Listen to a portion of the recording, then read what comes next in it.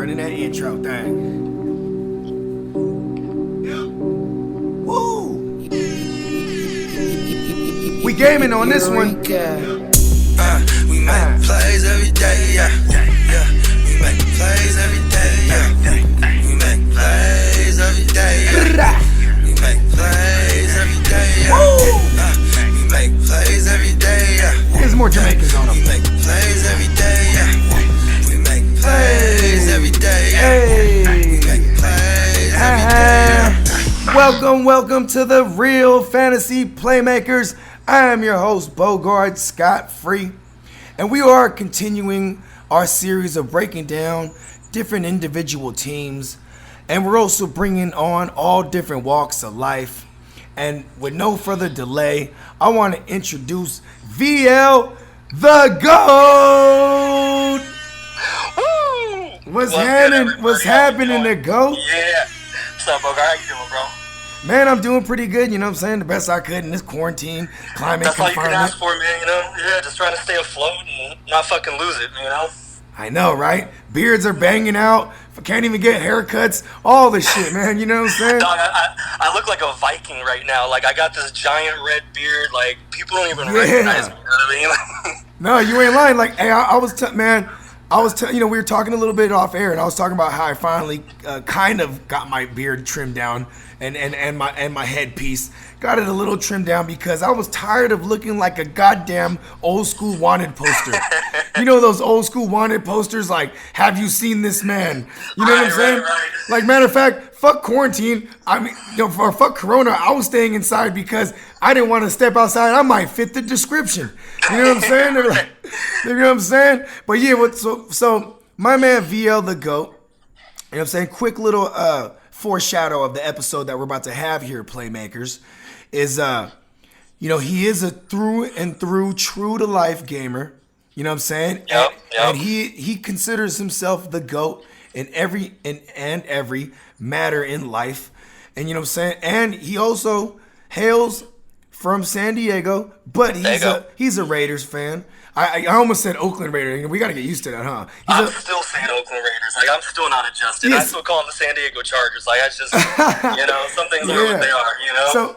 So with that, you know what? Or maybe I should say the Raiders. You know what I'm saying? Chris Berman, yep. That sounds so weird saying that as a Niner fan. But you know what? I ain't gonna lie. I always want to do that at least once.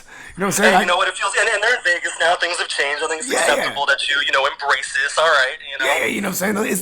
Because you know what? Because the Bay Area is ours now. It's all ours. Exactly. You know what I'm saying? Hey, but you know what? You got Vegas is all yours though. You know what I'm saying?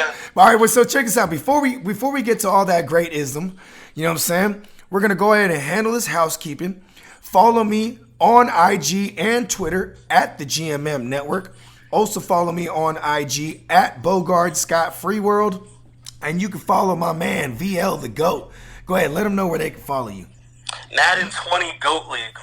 Madden 20 That's where I'm at, GOAT on the IG, man. Yeah, follow me. I post highlights and clips and, you know, just talk a little shit. And him whooping ass on Madden. Me, man. Yeah, feel free to come in and challenge or, you know, whatever. I'll play anybody. It doesn't really matter. You know, I'm always open for a game. And, you know what I'm saying? Chance to and you know what I'm saying? Ass. If you can get your ass kicked for free, or, you know what I'm saying, you can put some fun to jump. You know what I'm saying? He's with it. He's with all the smoke. You know what I'm saying? Okay. Any, but I usually do kind of request, you know, it's a cash game. You know, I don't really want to waste my time and hand out lessons. Yeah, that's true. That's true. Let me retract my statement. The VL the GOAT, only about that dough. You know what I'm saying? Right. Yes, money on the table. And take a number, motherfuckers. All right, well, check this out, Playmakers. You already know the deal. For all the merch, go to rumboys.com. That's RUMBOYZ.com. Also, shout out to our sponsor, Milk and Honey, for all your CBD goodness and all your CBD wellness. Visit www.milkandhoneytx.com. And Playmakers, I'm very fucking excited. I'm ecstatic to announce our brand new sponsor, monkeyknifefight.com. For all you DFS players out there, all you daily fantasy sports enthusiasts, Monkey Knife Fight is for you. You heard of DraftKings and FanDuel? Fuck them. You know what I'm saying? Matter of fact, fuck it, we're booing them. You know what I'm saying? Fuck them. But, yeah, boo them. what I'm saying? But Monkey Knife Fight, on the other hand, That's where it's at. that's baby. where it's at. That Monkey Knife Fight is lit right now. MonkeyKnifeFight.com. Use promo code RUMBOYS, and we'll match your first deposit all the way up to $50. That means you put $10, you getting $20. You put down $50, you getting a hundo.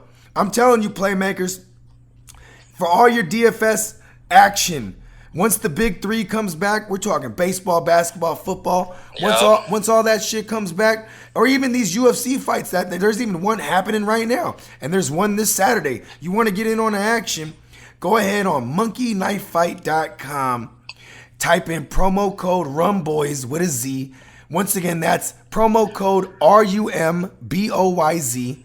And make sure it's all capital. I forgot to mention that. Make sure it's all capital letters. monkeyknifefight.com. Promo code RUMBOYZ. RUMBOYS. And get you damn near $50. If you put down 50, you getting 50. God, you know what I'm saying? Right. I'd So already. your first bet's guaranteed a dub, right? I mean, Oh, you put yeah. money, you're already getting more right off the bat. Oh, so it's yeah. kind of a no-brainer. You know what I'm saying? And I'm telling you, you might as well go for that full 50 because it's only on your first deposit. So, Playmakers, it's imperative you guys visit monkeyknifefight.com. Use promo code RUMBOYS. Okay. All that housekeeping out the way. I'm going to grab a beer right here on my fridge next to me. And I want There we go. I want you to just go ahead and let the Playmakers know, a little bit about the GOAT's history. I mean, you are a gamer extraordinaire. I want to know, you know what I'm saying, like, take me back to the beginning. Like, take me to, like, even the game even that got you, like, into, Wow. Yeah, Man, I mean, I've been an avid gamer since the first time I picked up a controller and played, like, Mario Brothers on the regular Nintendo. You know what I mean? Like, back in the day, and that was just, I was like, bro, like, I liked it, you know what I mean? Like, I kind of liked the whole, feel of it, and then I started getting into racing games and sports games, and so when I would say I probably really, like, truly got into gaming, I was 8 years old, 7 or 8, and, back then there wasn't, like, online gaming. You couldn't tell how good you were. There was no way to really, see where you stack up except for against the neighborhood, bro. At most, it was, like, the difficulty. If you're playing against the CPU, you feel me? Like, right. Exactly. Like, you throw that bitch on all Madden, and it's like, oh, I'm not ready for that. You know what I mean? Like, that's all you really had to kind of stack up. So, for me, I'm living in Arizona at the time, living in this little ass neighborhood. All my neighbors, that I live near are probably. Can I ask you what part of Arizona? Flagstaff, man. Flagstaff, Arizona, up in the mountains, bro. Like, people think Arizona, I was gonna say, they think that's hot not. as shit. Like, Oh yeah. yeah, man. 7,000 elevation. It was snow, and I was only out there from like first to fourth grade. I moved around a lot growing up, so I've kind of seen a lot of everything. Lived in LA, lived in Long Beach, San Diego, Ventura, Oxnard. Like, I've been all over the map, So Yeah. But so the game that really kind of sparked my interest as far as like shit, like maybe I could do something with this was Tecmo Super NBA Basketball. Now everybody thinks Tecmo and they think Tempo Bowl, yeah. Right, like Bo Jackson just shitting on everybody. That's like their first thought. But like I remember playing that shit in the arcades. Yeah, right. Like, like it's evolved from there, and yeah, that's what you do. You go back in the day, bring your nickels with you or whatever, and body your boys at the arcade, and yeah, it was a good time. Real quick, so I grew up in the Bay Area, the South Bay, and we had these joints called Nickel City. Where like I know Nickel City, right? We're like, and then I like got some stories about Nickel City, bro. You had all the regular dope video games, and they were like. They weren't even a quarter. They're all the newest games. They were like 15 cents, right? Mm-hmm, but then you had the whole entire room of the free games, and then and I used to like because I was a Street Fighter head. So what I'm saying, I'll make this quick. And he goes, while I'm waiting for this long ass line to get on the Street Fighter game, I just go play Tecmo Bowl. You know what I'm saying? Because that shit was for free. You know what I mean? Right, just to kill time. Why not? Oh yeah. Okay, but yeah. So continue. So Tecmo Bowl.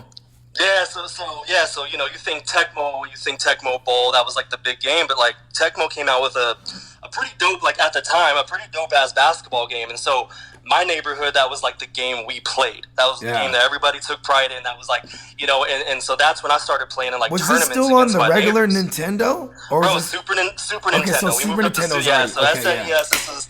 Oh, that's right. That's right. Early 90s, early 90s. So I'm like I said, man, I'm like 7, 8 years old, and these guys...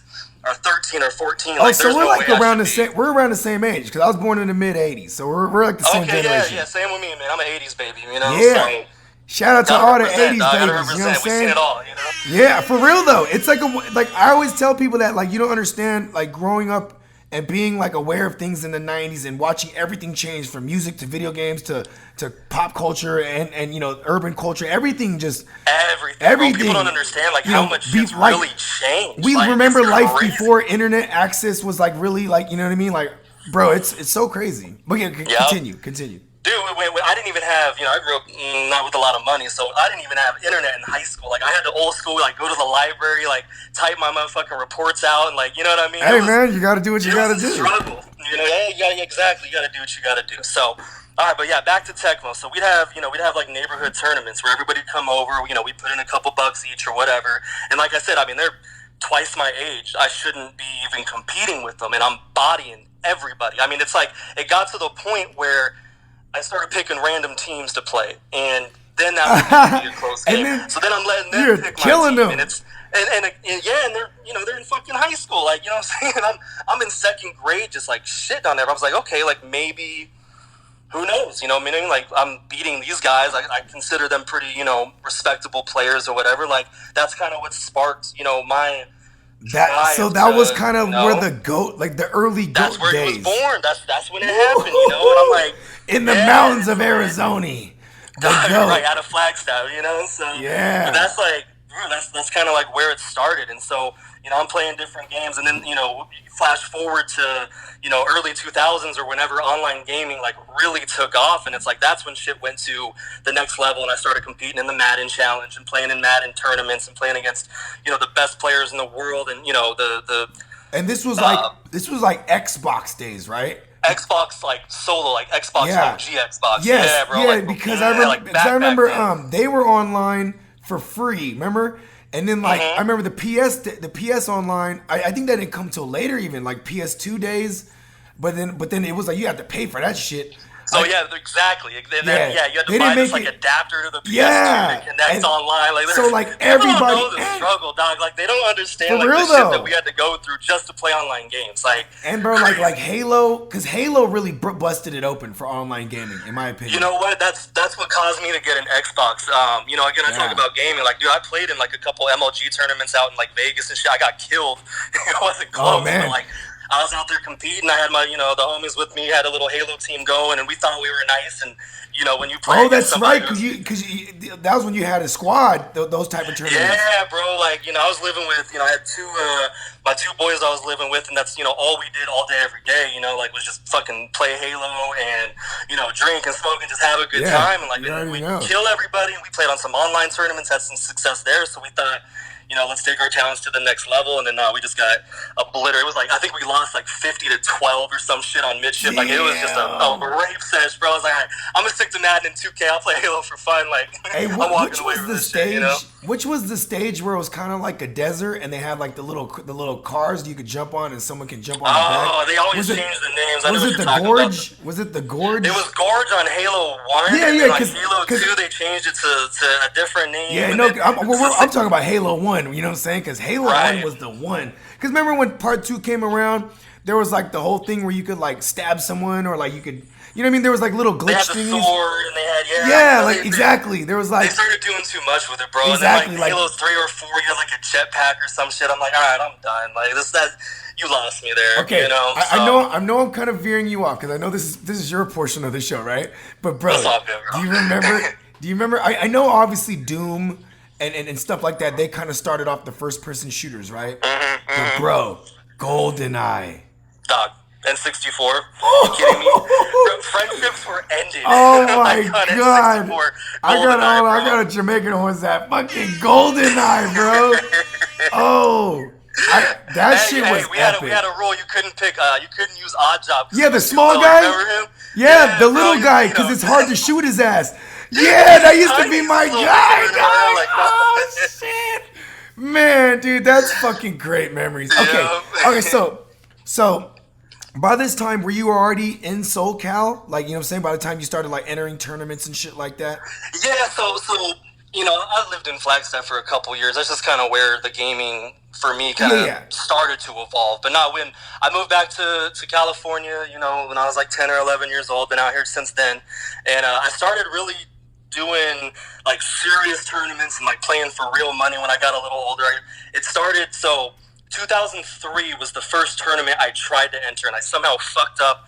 I missed the registration or whatever, and I missed the Madden challenge, and I was heated because like my game was super nice that year, and I was like, oh, like thought that was my chance. And especially, you know? like, did you stick around and watch the competitors? No, like, so I missed the whole thing. Oh, like, you missed the whole. I thought it was in March, and I showed up in May. Like, I completely dropped the ball. You know, again, I didn't have internet, so it was like I think I took a picture, wrote the information down. I fucked up somehow. It was my fault. So I was like, all right, like I'll chalk it up to whatever. You know, Playmakers. what I mean? I'll come back Hold on, next year. Playmakers. Back then, even if we got directions, we used to have to look them up. Or, you know what I'm saying, and write these motherfuckers down, write the difference of miles between each exit or whatever, and then you just go on your way, and you just hope you don't get lost. Like, dude, it was, we were like navigating through the world back then. Like, there was no, like, you make a wrong turn and your shit updates. That's what I'm saying, dog. I didn't even get a cell phone till 04, you know what I mean? Like, I was like behind the grid, and that was even, you know, this was back then still, and I was like... I wasn't too much before you were, I mean... You know, in my days, I was a dope dealer, so I had to have a phone early, right? Oh, you know, I was trying to hoop, bro. Like statute of limitation, so you know what I'm saying. But it was, I think it was like 2001. I was like, yo, I need to get me a phone. I can't be, you know, I can't be buy this free, because we used to have this free pay phone, whereas like, you know what I'm saying, if you knew the number, you know, you motherfuckers could call it. You know what I mean? Right. So we would just chill at this Pizza Hut. On the side, like it was like a Pizza Hut / and then on the other side it was a McDonald's, and between them they had like these park benches. So we would just post there every day, and then down, you know, a block away there was a liquor store. So we, you know, what I mean, and you know, we were. Oh, you're right in the cut then, yeah. Yeah, and we were like, you know, we were teenagers. Where it was like, you know, and I had been playing video games at the liquor store since I was a kid. You remember that? They used to have arcade machines in liquor stores. Oh, yeah. And so, like, the liquor store owner, soon I was like 15, 16 years old, he didn't give a fuck. He started selling me cigarettes and liquor because, you know, those motherfuckers is corrupted. But also trusted me not to narc them out because I had been playing video games there since I was like a wee type. You know what I mean? Right. Y'all go way back, man. Like, yeah, there's that history, you know? So. Yeah. Yeah. But yeah, so yeah, I ended up getting a cell phone, but it was like, and I just remember like the first month, my bill was crazy. How I was like, oh, okay. I should wait till 7 where it's and after 7 it's unlimited. I forgot about after 7. Remember that shit? The old school Nokias?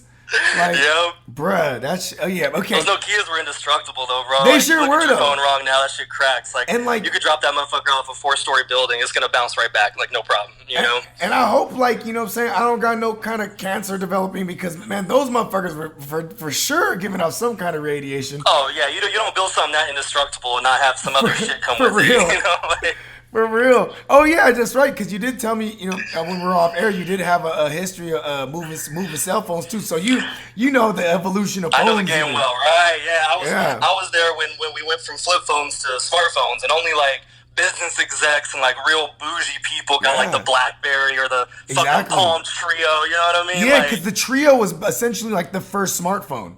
Like, it really was, and it had the little stylus and all that. Exactly, shit. And you could check your email. You could you know, you could record on there, you know, little 30-second clips, and like definitely the first smartphone like that was dubbed the smartphone was definitely the iPhone. That was like, but that was like 2007. Yeah, you know, the Apple just does a great job of advertising. You know what I mean? So they make it look like they invented all this shit, but it's like, nah, bro. Oh yeah, like, you're right. Because I think the Samsungs were up there too, right? Yeah, they were. So, I mean, the Androids were out. The Palms, the BlackBerry really was the one that I remember kind of taking all that shit to the next level. Remember BBM messaging? Bro, I had a Storm. I had a Bold. I mean, I had all the BlackBerries back in the day, you know? Bro. So, I remember, do you remember BBM messaging? Nah, I didn't have that one. Well, no. So BBM. BlackBerry. Oh yeah. BlackBerry messaging, where it's like you can just. It was kind of like old school, like America Online, where it's just everyone's. It was. Like, everyone's always on. You can see if someone's typing. It'll have the 3 dots. Yep. And you know what I mean? And just like before it's time, dog. Before it's time. Before it's time, bro. Like, yeah. Because that one, because I can remember having a BlackBerry in like even before I went to an iPhone, I had a BlackBerry before iPhone came out, and then like. I even had a Sanyo, You remember that? And they had where it would slide up, and it had a keyboard and it had a big ass screen. Like I done ran through so many phones, but like yeah. But as soon as I got on the iPhone, it was just like I definitely had an iPad first, so I was like, oh, you mean it's like my iPad? Because then it was like easy transition. Exactly, you know what I mean? See, so for me, like, it's kind of almost like the iPhone's like a rival to me because when I worked at Verizon, we didn't have it. Like, I don't know if you remember that, but like AT&T for sure. was it, dog. Yeah. Like, we weren't allowed to sell that shit. So yeah, AT&T, like, Singular. Yep. Yeah, bro. Like, so we were brainwashed. Like, fuck Apple, fuck iPhones. Like, they're terrible phones. Androids are way better. You know what I mean? Yeah. So like, I had even Sprint. though I haven't worked there, I had like, Sprint, so I always had a BlackBerry. That's why. Yeah, so I was like, fuck iPhone. Yeah, you're right. Yeah, you know, so that shit was like, that was real back in the day. And like, you know, people would be like, well, AT&T sucks, but they got the iPhone. So, yeah. You know what I mean? They got my business. And I'm like, all right, you know, but so that's kind of where I came from. So I have a iPhone for work just because that's what they gave me. But my personal still an Android. I'm still with Verizon. Like, I still don't like Apple. you know, like those rivalries just don't leave me. I'm loyal to the end, you know? And think about it too, I bet you if you've been rocking with Verizon that long, you got the unlimited still, like, cause you can't. No, I got the package. People would pay me literally thousands of dollars for my line. I got the package, unlimited internet. They don't tether me, and I got unlimited hotspot on my phone. See, that's what I'm saying, B. Because think about this, Goat. You know what I'm saying? I don't even think they offer that anymore, huh? No, hell no, they don't offer that. That's what I'm saying. I got grandfathered in, like hella grandfathered in. Like you had to be OG because they weren't just gonna cut off all the OGs that had that. You know what I mean? Well, they legally couldn't.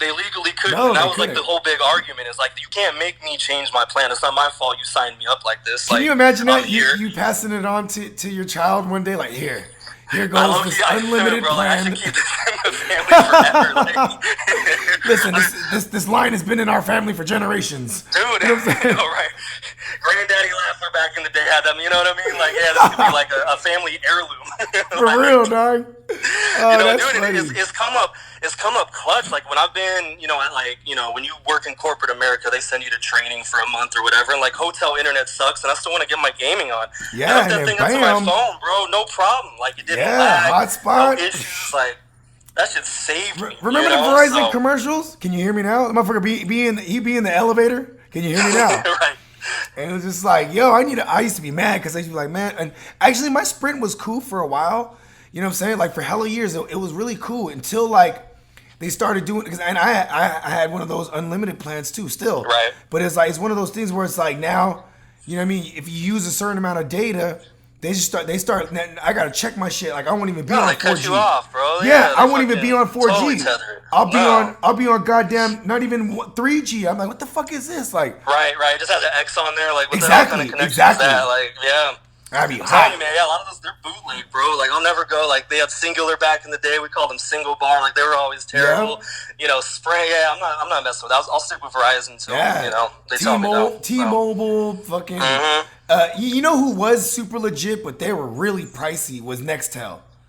You know what I'm saying? Nextel was good. But they cost a lot. Yeah, the chirps. Yeah, the chirp where it was for free. The chirp was unlimited because you know it's essentially just the greatest walkie-talkie ever known to man. All the construction guys, man, that's all they would use. Like you'd sign up huge accounts, and it'd all be that little and then that was. But see, their phones were so ugly though. It was like.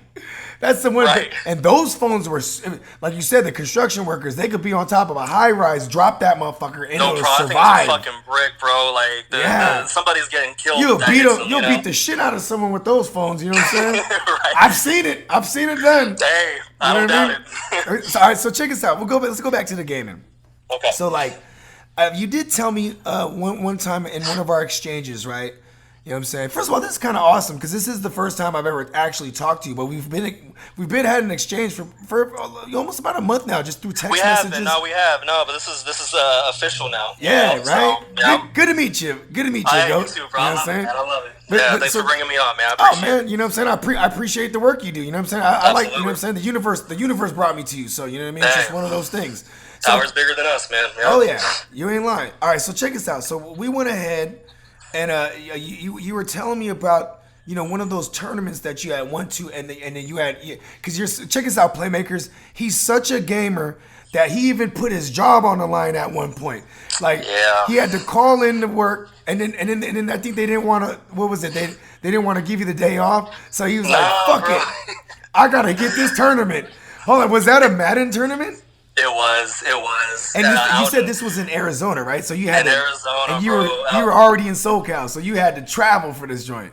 Exactly. Now I'm living in San Diego at the time, and I got a job that I work weekends, and the Madden tournament was on the weekend, and I had to make a decision. You know what I mean? Like at the time, I was working for. You ever seen the guys on the street corners flipping signs, like the big ass red sign? Yeah. I was their boss, so I would drive around and make sure they're flipping and schedule, and I'd open up new accounts and convince apartment complexes or whoever to start getting our sign flippers. Like that was, and it was a cool job, no doubt about it. But you can roll around smoking and shit. And exactly, bro. I'm fucking cruising. I hired all my homies, all of them. Everybody was on a corner at some point in time. Yeah. Hey, you know what's funny? I was in the same business. I was kind of in a similar business, you know what I'm saying? My homies on the corner, they were flipping some other shit, you know what I'm saying? You feel me? Same hustle, different product, you know what I mean? Hey, you know what I'm saying? Maybe the Spider Universe brought us together, you know what I'm saying? But yeah, hustlers got to stick together, you know? Hey, you know what I mean? We speak the same language. So back to that, man. So yeah, I asked for the weekend off. They said no. I called out sick. I'm not going to just tell them to fuck themselves. In my mind I did, but no, I called out sick, blah, blah, blah, Yeah, you still valued your job, you know what I mean? Yeah, well, I've always, It was a good gig, like you said. You enjoyed the gig. Why, you know what I mean? did. Yeah. But, so what was the deciding factor when you were Well, it wasn't even in my mind, it wasn't a debate. I'm going either way. Hopefully you'll give me the time off, but I'm going. I plan all year around it, because how the challenge worked, it wasn't it's just one weekend tournament, right? So how the Madden challenge worked, and I played in it from 2004 to about 2010, maybe somewhere around there. Oh, wow. Is each city, each major city, pretty much for the most part, has a mini tournament. Oh, and the person who wins a satellite that tournament. Like a satellite exactly. tournament. So you got one in San Diego. You got one in LA. My first time being up in the Bay was for a Madden tournament. They had one in San Francisco, one in Oakland. I went to both. Oh, shit. Oh, that's right. Because you did say you were through my city, too, out here in San Jose. Exactly. And I've been up there a couple times for Madden. I went to Vegas, and a lot of times, when they had it in Arizona, they actually had it at the Arizona Cardinals Stadium, which is it's crazy to be in that stadium with no fans. And it's indoors, and then you got the gigantic screens. It was dope as fuck, man. It really was, So I'm going either way. Me and my boys rolled up. We took this old ass 1992 ghetto van out there. All pitched in and got a hotel. Made a weekend of it, bro. It was so much fun. You know what I mean? They were all entries as your No, they were just the homies going to support. That's love right there. That's love. Bro, exactly. You got your guys in your corner to make the noise for you too. I got the squad, and back then, none of us were married, none of us had kids, none of us had those crazy responsibilities. So it's fuck, what's a weekend in Arizona, anyways? So yeah, and it's hey homies, let me show y'all around too, because you got roots there too, where it's exactly, so we hit the town, we're out drinking, hit a strip club, you know what I mean, just enjoy it. Yeah, I've been through Arizona, because you know what I'm saying, my folks got a real estate background, so we did a lot of business in Maricopa and in Phoenix. Okay. You know what I'm saying? And, I've been to a strip club or two in Phoenix, bro. It goes down. It was kind of weird because they give you tickets. You know what I mean? You don't just give the bitches bread. You got to buy these tickets, and then I don't. And these bitches they got a different system out there, man. It don't work like out here. Yeah, Nobody's showing up with ones. It's different. So yeah, I've been back out there. I got some friends out in Scottsdale in that area where I've been through Scottsdale. It's blowing up out there, bro. It's crazy. So yeah. So you show up at the tournament, right? So, and this one in particular, was it worth? Losing a job? Did you go deep in this one in particular? I always go deep. I know that's a stupid question. You wouldn't be the GOAT for Right. I mean, that's fuck. It's frustrating, man. Because I've had some of the most heartbreaking losses where my opponents apologizing to me because the game just hoed me so bad. Bro, so in the Madden challenge, there's so many people there. They got to do quick games. So I was about to have you preference the parameters. So let me break it down. Yeah. So firstly, my first tournament I ever went to, right, when my mind, I'm thinking gamers, right? I'm thinking a bunch of nerdy, skinny white kids with glasses, like, you know what I mean? Like, kind of that. It's all walks of life. You got gangsters, hustlers. You got females too. I had no idea at the time. Like, I didn't know. So I get out there, right? And my first tournament I pull up to with my boys, I hear loud, like, hip-hop music. I'm like, what the fuck? And I see this big tarp, and it's just, like, a bunch of people. It looks like a fucking party. Like, it's like a tailgate. It's like a tailgate, bro, basically. Like, people are going hard. People are passing blunts around. There's, like, a dude on the mic, like, doing play-by-play for certain games. Like, it was like, you remember, that's like, the awesome. N1 shit? Yeah, you remember, like, the N1 tournaments? Like, oh, yeah, hell yeah. It was straight up like that, bro. Like, it was a fucking party. Like, I made so many homies from just meeting people from different walks of life. And, because you can go. Got the same common denominator, the love for this game. Like, we're all, and a lot of them, like myself, like, I play sports. I'm not just a gamer. Like, my first dream was to make it to the league, but I'm 5'10" and 230. That shit ain't gonna happen, you know what I mean? So, you could have been a running back, maybe, but I could have been.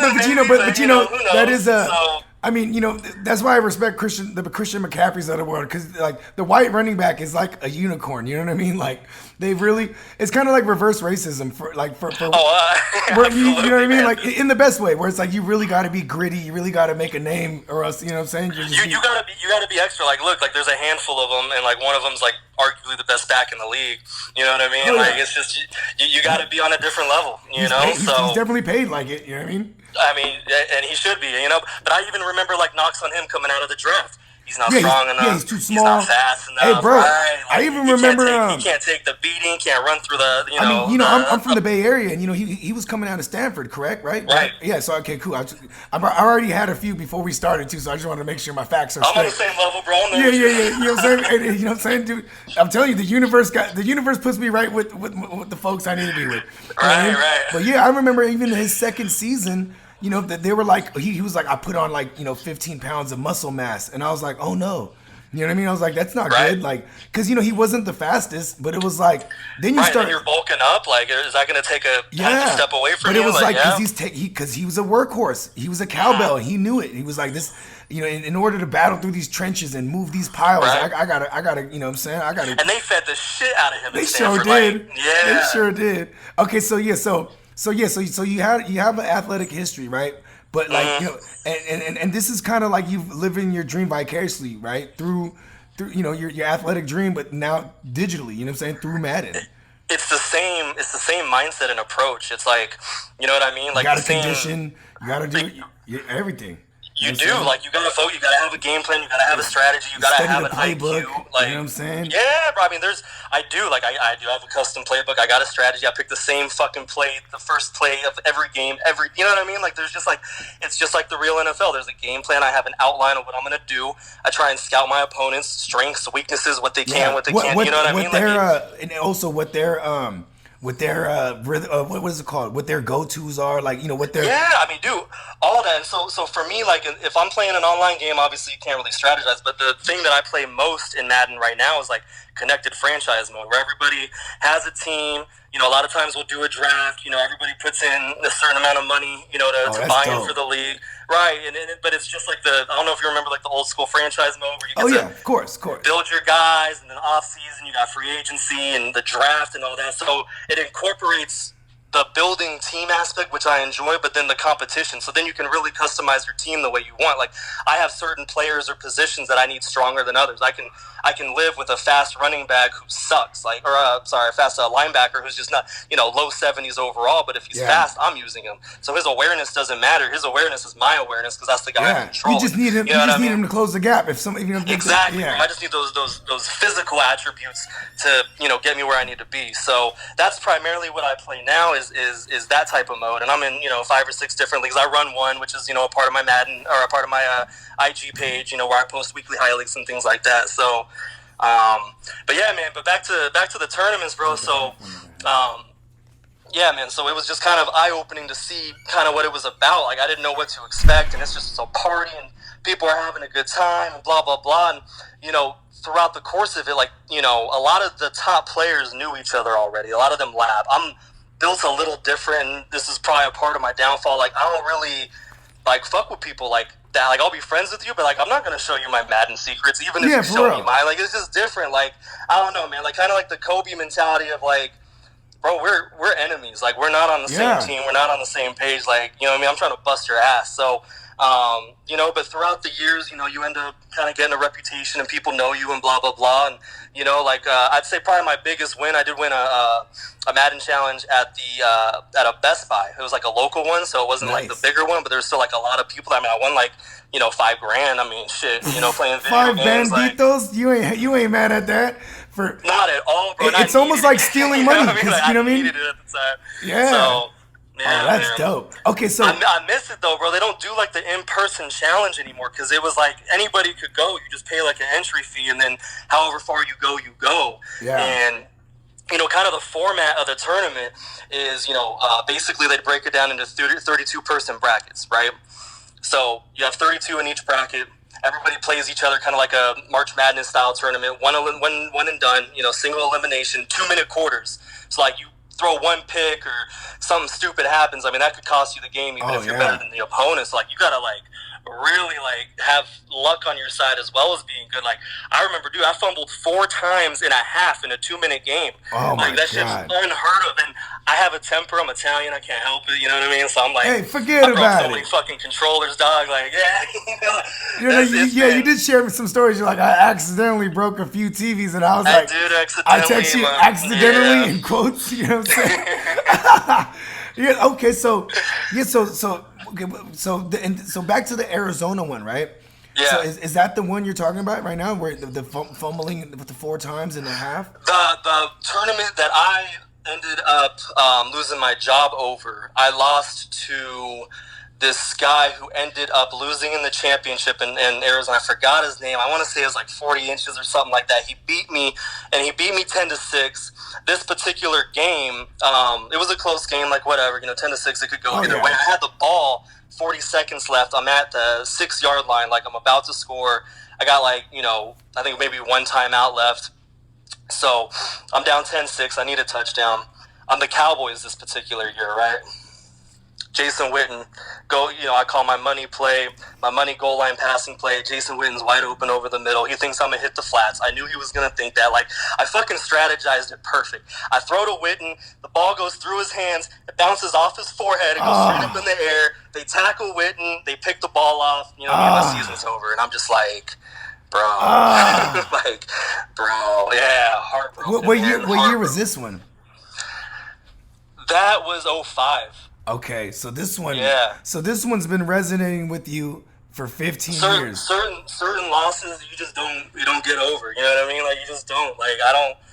Nah, man. Never forget it. Like it's seared in my head, bro. Losses like that should, you know, if you want to look at a blessing in disguise, that could be one of those L's that like gave you that chip on your shoulder. You know what I'm saying? Yeah, it definitely did. You know. Losing reveals character. It's either going to make you work harder or you're going to quit. I like it's that. You hear that, Playmakers? You hear that? Hear what the GOAT said right there? My man VL, GOAT. He said... Hey, I'm going to learn y'all today, man. It's a session, you know? So yeah, he said losing could define your character. You know what I'm saying? Like, are you going to let this... Are you gonna let this put you on your back for life, or are you gonna bounce back harder? You know what I'm saying? Because that's what it's about, Playmakers. You know what I mean? Like we can't win them all, even though we would like to, and then we strive to. You know what I'm saying? But hey, it's part of the game, and you know what I'm saying. In this case, it drove him. You know what I'm saying? Yeah. It's a part of the game. It's a part of life, man. Whether you know what I mean, you could be struggling at work, have an asshole boss, like whatever, bro. You know what I mean? Like you're either gonna let the situation beat you, or you're gonna, you know, keep plugging away. So, you know, for me, I mean, I took my licks. I went back to the hotel. Obviously, I got fucking tore up that night. You know what I mean? Like, hit the town hard. Like, I'm pissed on. What's your drink of choice, like liquor wise? I can't really necessarily say I have like a go-to. I mean, I'm a big whiskey guy, so. And you are Italian. You are Italian. I got a couple of Italian homies. Even my brother-in-law's Italian, bro. He'll drink anything. There we go. Yeah. Well, see, if we're talking like, you know, I used to fuck with like limoncello back in the day. If you know what that is, you know, that's like a little Italian liquor. But now when I go out, you know, I usually sip beers and drink like a Jack and Seven, or you know what I mean, some sort of whiskey with a little something mixed in it. You know, I don't really discriminate. I'll do a Moscow Mule. I'll do, you know, whatever, I fuck with some mules. I like to go out and eat and drink, you know, and like, just enjoy my life. So like, you know what's crazy is like, you know, nowadays, like, I mean, in my youth, like in my 20s and basically until like, maybe a couple years ago, I would just drink straight Patron. Like, cause I was just a tequila guy, but now it's like, yeah, I feel that. I've been only with Latin bitches my whole life, so yeah, I've definitely fucked with the tequila, you know. So yeah. You know what I'm saying? And like I, so like, a couple years ago, you know what I'm saying? I mean, shout out to Joe Rogan. Joe Rogan is one of my, I've been. Bro, Joe Rogan is the shit, dude. You could say he's one of the goats, right? Like, absolutely, especially in his podcasting shit, and like, and I'm an active. I'm an activist. I guess you could say the word. I'm an advocate. There you go. I'm an advocate for psychedelic drugs. And like when I discovered DMT back in like 2011, one of my boys was like, Joe Rogan fucks with that shit, and I'm like, who? The Fear Factor guy? You know what I mean? And then like, so I went looking it up on YouTube. Like, let's go see what he's talking about. And then he had a podcast, and I didn't even know what the fuck a podcast was. And like, I mean, now you flash forward to nowadays, I got my own podcast. Like, he definitely is the reason Playmakers why. I mean, I'm delivering these podcasts. That's crazy. Is because of one Joe Rogan. You know what I'm saying? But I love it. Yeah. So now let's take it from 05. You know what I'm saying? Give me some more memorable. Give me some good memories since then. Like in some of the tournaments that you know what I mean? Because I know you do play 2K. We won't limit it to just your Madden, your Madden what is expertise? Because I know you fuck with 2K too. Like, you know what I'm saying? Give me some great war stories. Like, you know what I'm saying? Man, you know what? The best battles I've ever had, honestly, are against like my own people. You know, my boys, man. Like, so me and my best friend, he's this Arab dude. Me, him, and his brother. Me and him, us three play. We call it's called the series, right? Oh, so yeah, basically, it's not like. Yeah, so it kind of mixes in like a bunch of different video games because they always say, okay, well, this guy's best in FIFA, this guy's best in Madden, this guy's best in 2K, blah, blah, blah. Like, how do you decide or pick a game that's fair for everybody to play to make it, as competitive as possible? Play them all, exactly. Did you guys have like a point system? We do. So it's because there's so many ways to rig it and cheat and this, that, like, it's evolved so crazy over the years. So how we do it is the first game we play 2-on-1, right? Whatever game it is, FIFA, 2K, whatever, right? We play 2-on-1. Okay? If the person who's by himself wins, he gets a point. Ooh, if the person, right? And if the two team people, of two, yeah. If the team of two win, then they have the choice to play each other one-on-one for a point. Now, when it's a game that I'm significantly better than them and I'm on the team, they'll take the half point. Exactly. They're not going to play me one-on-one. So anytime they beat you in Madden, then I would say, right? Right. Actually, I'd imagine you're good at all of them, huh?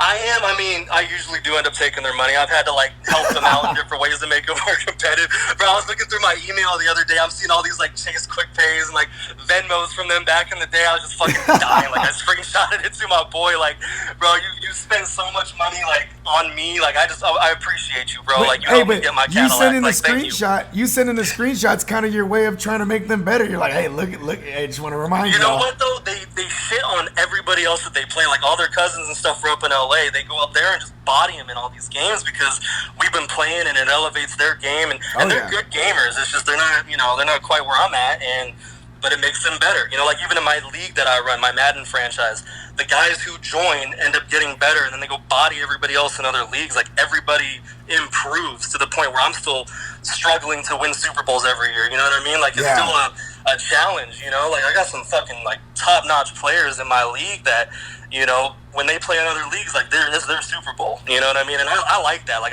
I'm big on like Madden community. Like we're all let's stick together. Like I represent. Like I'm gonna try and shit on you in this league, but like if you play in a different league, bro, like I'm rooting for you. You know what I mean? Like represent the GOAT league well. You know? Yes. So with the point system, right? So you go from one game, and then the 2-on-1, and then you go to the next one. And the 2-on-1 again, and then so you do this in succession till all 3 games are played, until one person either gets the amount of points that we've set, 4 points, 6 points, whatever we decide to do, and you kind of just play it out until there's an elimination game. And if one person is way low on points and the other 2 are high, like depending on if it's like a 1-point game or whatever, we'll just play a 1-on-1. Best of 3 series, and whoever wins those 3 games wins the whole thing. And then how we decide what games get played, we'll do like a random number generator. Hold on 1 second, Goat. Yeah. Because I got my garage open, and there's somebody, like a kid, screaming all crazy. Let me close my door. Shit. Go handle that. I'll be here. Okay. Yeah, you know what I'm saying? Because I definitely want to preference that ain't my kids in the background. I'm in my man cave /studio /garage. So you know what I'm saying? I'm like, hold on, let me shun the public. Right. Okay, so go on. So this is all an agreement. Like if you guys set up, the stipulations. We have a whole tournament format. We're to the point where, because I mean, we've been boys forever, so we've been competing against each other forever. I still remember hitting a game winner, my boy, in the year 2000 playing NBA Live with Kobe. You know what I mean? Like from the elbow, just like real life. Like he still has that shit seared in his brain. Like, you brought up Nickel City earlier. Like I hit a game winner playing NBA Showtime against him. Like I ran around the motherfucker like I just won the championship. Like we still talk about like, you remember the elbow shot from 2000? Like, yeah, like these rivalries run deep. Yes. Like they really do. So yeah, so we got our system. We're that's already locked in, and then everybody puts in their money. We usually put in maybe $50 each or whatever. Nothing too crazy. And eat up an entire afternoon or entire evening and just go. Basically, we just burn and play games until whenever. I mean, and sometimes like they just happen all of a sudden. Like we'll go hit the club or whatever. Like back in the day, when I was out there running the streets, go hit the club. We go out to San Diego, go downtown, go to Gaslamp. I love Gaslamp. Yeah, dude, we used to fucking run gas. So they still do. They're still single, mobbing around. They're the older guys in the club now. They are. They're the 30-something-year-olds in the club, like scheming. Because my first experience in Gaslamp was back in 2010, and then I remember, that was when my sister got married, and like after she got married, we stayed at the Hilton right there. You know what I'm saying? Mm-hmm. And right on the water, right? Yeah, right in the heart. And like, all the little dive bars and like it was so cool because right here you got a place they play rock music. Over here they got a live jazz band. Over here they got the they're playing the hip hop. And it was just like we would just bounce around and then like even after the wedding and then after the reception and then receptions don't last that long. So it's like 10 o'clock. And then, we got these buses. So everyone just loads up in these buses and we hit the strip. You know what I'm saying? So my sister's out there in her wedding dress. You know what I'm saying? We're all in tuxedos. And because she was like, when the fuck am I ever going to wear this thing again? You know what I mean? And like, right, hey, make the most out of it. Right? And it was cool too because, it was a Saturday night. So it was like, there's lines and stuff in places. And it's like, they just let us all in everywhere we went. Like, you know what I mean? Just because we were a wedding party. You know what I mean? And right. And then like I also I remember doing a show on 2010 New Year's Eve out there. Damn, I can't remember the bar, but it was definitely a rock bar where like a lot of people would perform, and we were the only hip hop act. But there was this band called they're actually from San Diego. They're called Melvoy Mouthrop. You ever heard of them? Okay, no, I haven't heard of them. Well, they were a local band and they were the headliners, and I just remember like. Bro, we just rocked the house and rang in the new year, and then like, it was just fond memories of Gaslamp. Right, it's funny you say that. I was in Gaslamp on New Year's Eve in 2010. Hey, you never know. Same night, I still remember that night. Like I was at Club Below, just getting real shitty. So I remember that. Yeah, we were. Yeah, was there a live band there, or like a lot of bands? Not at that club, but like downtown. So we definitely weren't in the same place then. We were still in the same area. We were still in the same for sure. Absolutely, man. Yeah. So that's dope, though. I do remember traveling around on those dudes. They got the bikes with hell yeah. With those the speakers. Clutch, dog. Like, yeah, you know what I mean? Like those dudes are. Yeah, those were the guys, man. Shout out to them. I used to like tip them off. Like we'd hop in one and they'd hop in the other. Like my other friends or whatever. I'm like. Cannot let them out pedal you. Like you better win this motherfucker. Like here's $20. Like make sure we show up first. I'm watching like The Last Dance with Michael Jordan. If you like had a chance to catch that shit up. I mean, we're in quarantine. Like that's like right. What else are we gonna watch right now? Yeah. Like, yeah. So and his competitiveness, and he talks about how it's like a curse in some ways. I'm kind of like not that bad, obviously, but like I'm kind of the same way. Well, you kind of preference the Mamba mentality, and that kind of stems from from MJ, you know what I mean? Where it's like, if somebody was the original, if somebody spites you, it's like, oh yeah, motherfucker, oh yeah, you know what I mean? Don't and it's forget, just like right? that's the worst thing you could do to to those type of individuals. Exactly. Well, and that's how I am. Like when I still play in like basketball leagues and like adult leagues and shit, and like the best thing you can do to me is tell me I'm doing well, help me up when I fall. You know what I mean? Like, don't piss me off. If you start fucking talking shit, tell me I can't play, call me a punk ass white boy or something, like I'm going off. Like, I'm scoring 40. Like, period. We're not losing this game. Like, I'm gonna bust your ass. I'm gonna tell you every single play. Like, I'm gonna be in your ear. Yes. You know what I mean? Like, it's just certain people are wired that way, and it triggers them and gets them going, So love it. Hell yeah, bro. Yeah. Okay, so you know what I'm saying? Before we move on and talk some Vegas Raiders, and that just sounds it sounds so weird to saying that still. Dude, it's still not natural for me. But so check this out. What's the biggest tournament you've ever won? And then, you know what I mean? Actually, I still have a few more questions before we move on. But what is the biggest tournament? Honestly, probably that Best Buy one I was talking about.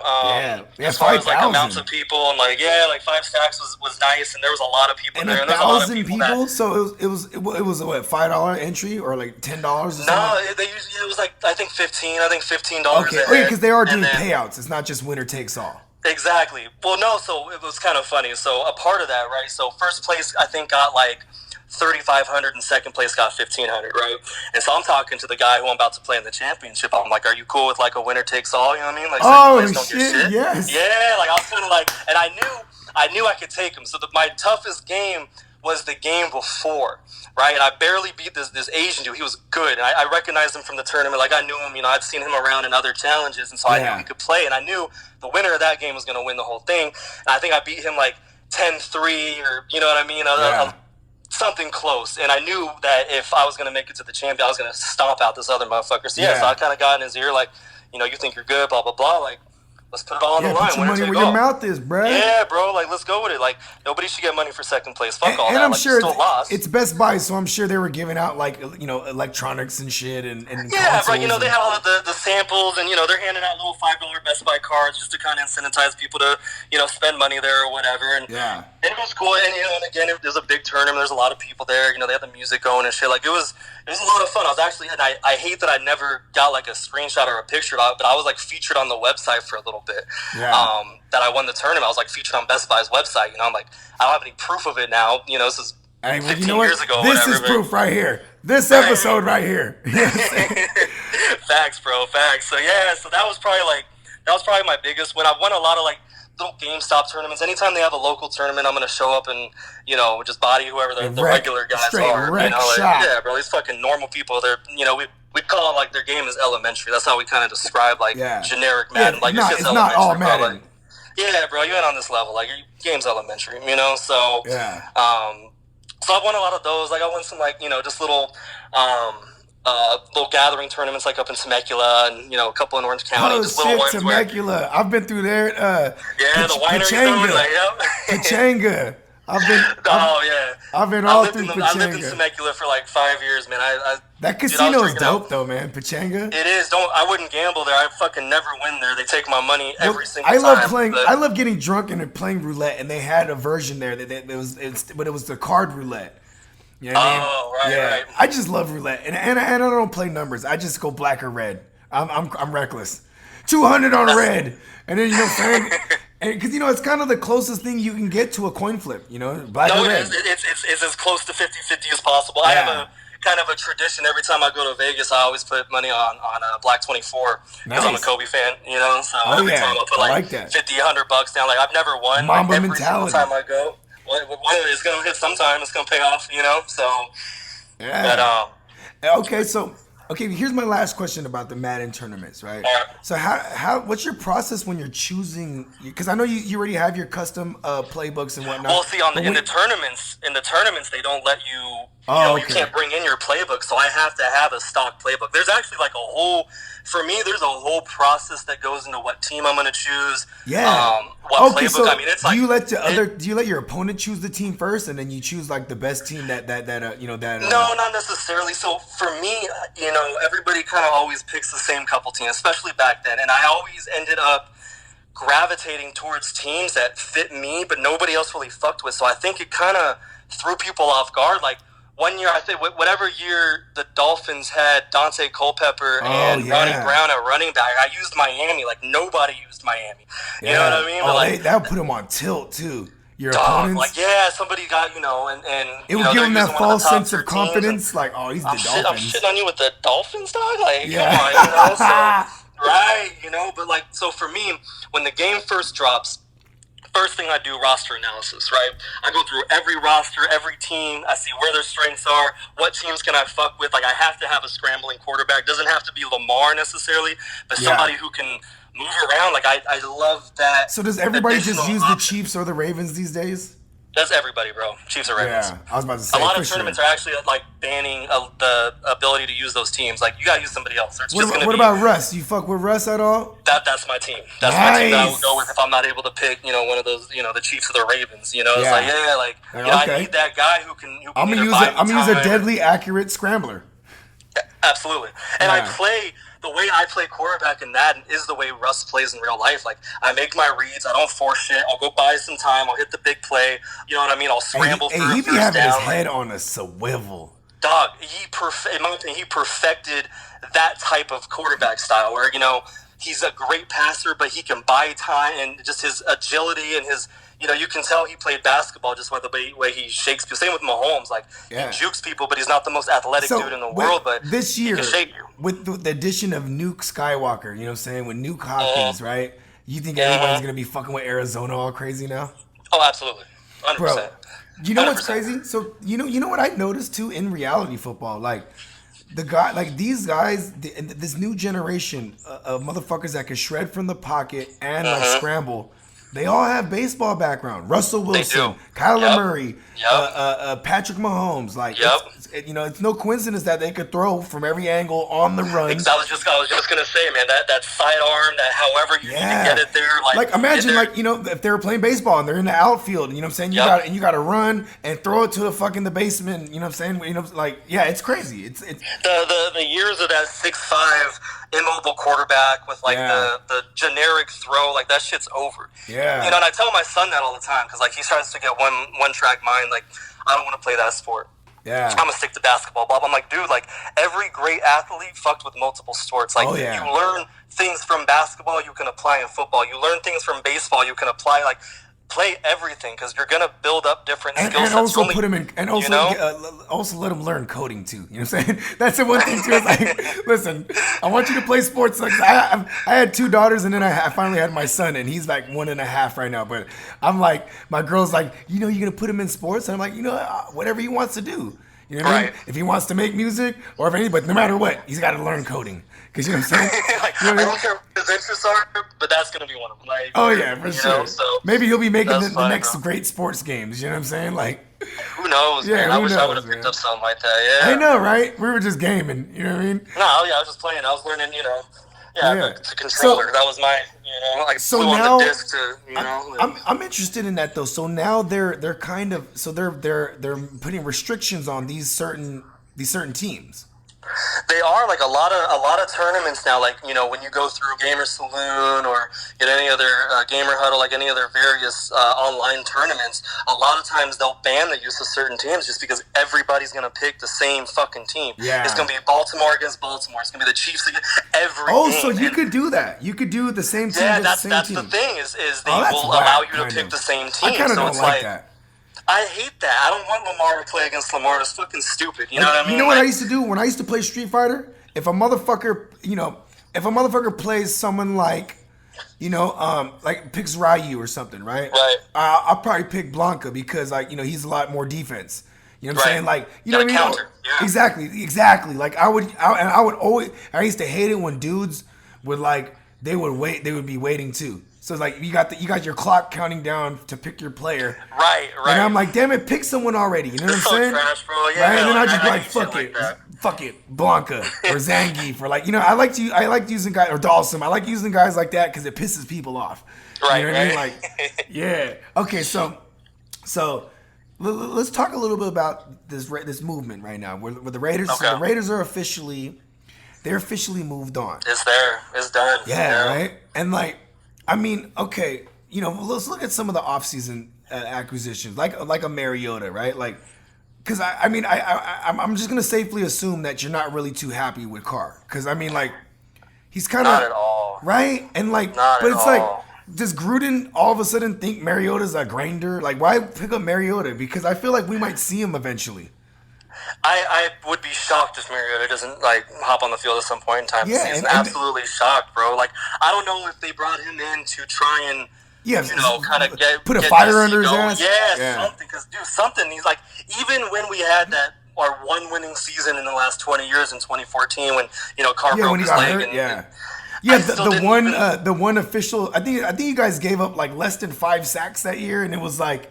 Right, exactly. Like, dude, I watch every fucking play of every game. Bro, that Even game that year, I wasn't a Carr fan. That game, you guys were blowing the Colts out. They should have just took Carr off the field. Stupid, bro. It's stupid. Like the guy, he's talented. Don't get me wrong. He's got great arm talent. He also has great mascara.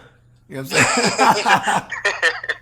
Bro, I can't even say nothing, bro. Like, I want to like the guy. He's a big Kobe fan. Like, there's things about him that I can really he's also fuck with and get behind. a God-fearing man. He's a good Christian. Exactly, and that's I believe in Jesus. I'm a Christian. You know what I mean? Like, I fuck with all that too. So shout out to Jesus. Shout out to Jesus, baby. Hey, without him, there's no us. But yeah, man. So like, there's all these things that make me want to root for Derek Carr, and then I watch him on the field, and he just looks fucking scared every play. It's like, I always say, if you want somebody to get you 13 yards and it's 3rd and 18, Derek Carr's your man. Like, he'll pick up 13 every time. Like, every time he'll come up short. And he's gonna look Mr. for Checkdown King. Yeah, for real. I think he averaged his average his ADOT, his average depth of target is like, I want to say like less than 6 yards. It was like 5. That's all it is. Well, yeah. And people are like, oh, he has such a great completion percentage. I mean, dude, he's throwing 6 yards a pass, bro. Like, anybody could do that. And it's like the defense is backing up because it's 3rd and 18. They're giving you everything in front of you for a reason, and then you take it. Like, that's not a skill. Like, all you're doing is making your stats look decent. Like, you have no interest in picking up the fucking first down. Like, I'm just sick of it. You know what I mean? Like, I'm sick of the... Like, I am a Niner fan, but I do pay attention to every single team because that's my job. Yeah, I'm a fantasy enthusiast. You know what I'm saying? So like, or in this case, I'm a fantasy analyst. These past couple years, where it's like, I'm like, they wasted that great offensive line for real with Derek Carr for all those years. Like, or even like. Now they got Josh Jacobs where they could try to establish a run and really rip off some play action. But it's like, bro, like, how are you going to rip off play? Or even like drafting Henry Ruggs. He's like going to be your guys' Tyreek Hill type, right? But it's like, hopefully, are you going to depend on that it's 3rd and 18 and you're going to throw it 13 yards down the field and you hope, his yak will get the rest of the way? You know what I mean? Right. Dude, I don't think there's a lot of teams that are, have a more frustrated fan base. But like, I've fucking aged like 20 years watching my Raiders like these past, since we got beaten in the Super Bowl against Tampa Bay, man. When we traded Gruden and all that shit, and everything went down then, man. And our center. I remember that, man. And they couldn't change the playbook. They just couldn't. Right. You can't give it a new name, like right? that, like not creative. Like, it's the same exact. And then I remember Gruden playing the role of Rich Gannon in practice, and then Sapp and Barber and Lynch and everyone just knew exactly what the fuck was coming. Yep. And it was they a were massacre. so prepared. It was embarrassing. You know what I mean? And it's they're standing there in our routes. I remember Jerry Rice saying he went to the hotel room and he just plopped down on his knees and cried because he was like, I never lose Super Bowls. I go and I win. And it was just like, you know what I mean? Like, it was just one of those things like, bro, like, I mean, obviously I was there trolling all my homies, back in, what was that, 03? Oh, of course. I lived in San Diego at the time. I mean, I fucking did not hear the end of it. I still don't hear the end of it. Oh, man. Yeah, bro. Okay, well, speaking of San Diego, right? You know who I did like that you guys picked up a year ago was my man Tyrell the Gazelle. He's dope. You know what I mean? Yeah, like, he stayed healthy, man. Yeah, he was looking real good, So, and that's I will the say, part of me that almost like wants to defend Carr because it's like we never really have had like great receivers. I mean, we haven't. Like, Darren Waller came out of nowhere. Actually, I kind of low-key kept an eye on him. I liked him. He was fast and Darren Waller, the big baller. That's what I like to call him. Yeah, bro. So, but it's like, he was a PPR machine because of dude. He benefited from that shorter ADOT just all day. I picked him up late. I only play in one fantasy football league a year because it's just, I like to play on one. That's just kind of my style. But like, I picked him up late, and he just, obviously he killed it. He was like my sleeper pick. Hell yeah, bro. And you know what's funny is like, I think he finished like 5th or 6th overall in the tight ends, and like, he's going in like the 5th or 6th round these days in 22 PPR. Yeah, people are like upset with him. You know how managers get. They get upset that like you guys would get down there into the red, and then he got you guys down there with all the dink and dumping, dink and dunking, I should say, and then he'll go to the secondary tight end. You know what I mean? Like, right. Give Moreau some love in the end zone. The island of Moreau. The island of Moreau. That's what I call him, because he'd be just out there by himself. Like they think he's out there blocking in 12 personnel. He peels off into the flat and catches a touchdown. It's like, man, like he snakes so many touchdowns. And then like, didn't you guys bring over another? You guys brought over Witten. We got Witten. It's like now Witten. My first thought, I'm flashing back to that loss in Madden. You know what I mean? I'm like, this motherfucker. My Madden transfers to real life. I've been fucking booing and rooting against Jason Witten for at least a decade now. Like, fuck him. How did you not catch that ball in the end zone right through your hands off your forehead? Was that the Romo days? It was the Romo days. Yeah. It was the Romo days. I loved Romo in fantasy. I did too. I thought he was like, dude, he is so hated on, and I don't agree with it at all. Like, and he's like literally my favorite color commentary. Right now, like, he's phenomenal. Genius, I learned a lot. Genius. I learned a lot of like from terminology and shit like that just watching the games he calls. You know what I mean? Right. Yeah, because he literally will call what's gonna happen, and like he'll call the formations, and it's like, you know what I mean? And it's crazy. It's like, I'm like, is there a tape delay? Like, how in the hell does he know it every time? Like, he spent a lot of time under like. I mean, think about it. He got to learn from like he was coached by like Parcells at one point. You know what I mean? Like Like, you know what I'm saying? You don't just not learn. And Parcells actually, remember, he believed in him. Like, at one point, he put him in over Bledsoe, right? Everybody couldn't believe when Romo came on the field. And I don't, correct me if I'm wrong, I don't think Romo was even drafted. I mean, if he was, it was late, but I almost he was an arena guy. Drafted. I think he was that's right. Yeah, exactly. Dude, those arena guys, though. Kurt Warner, bro. Kurt Warner. Watch out for them motherfuckers, man. Like, I think even Matt Nagy, granted, he never played in the league, but, like, that's his background. He was an arena quarterback coach. Yep.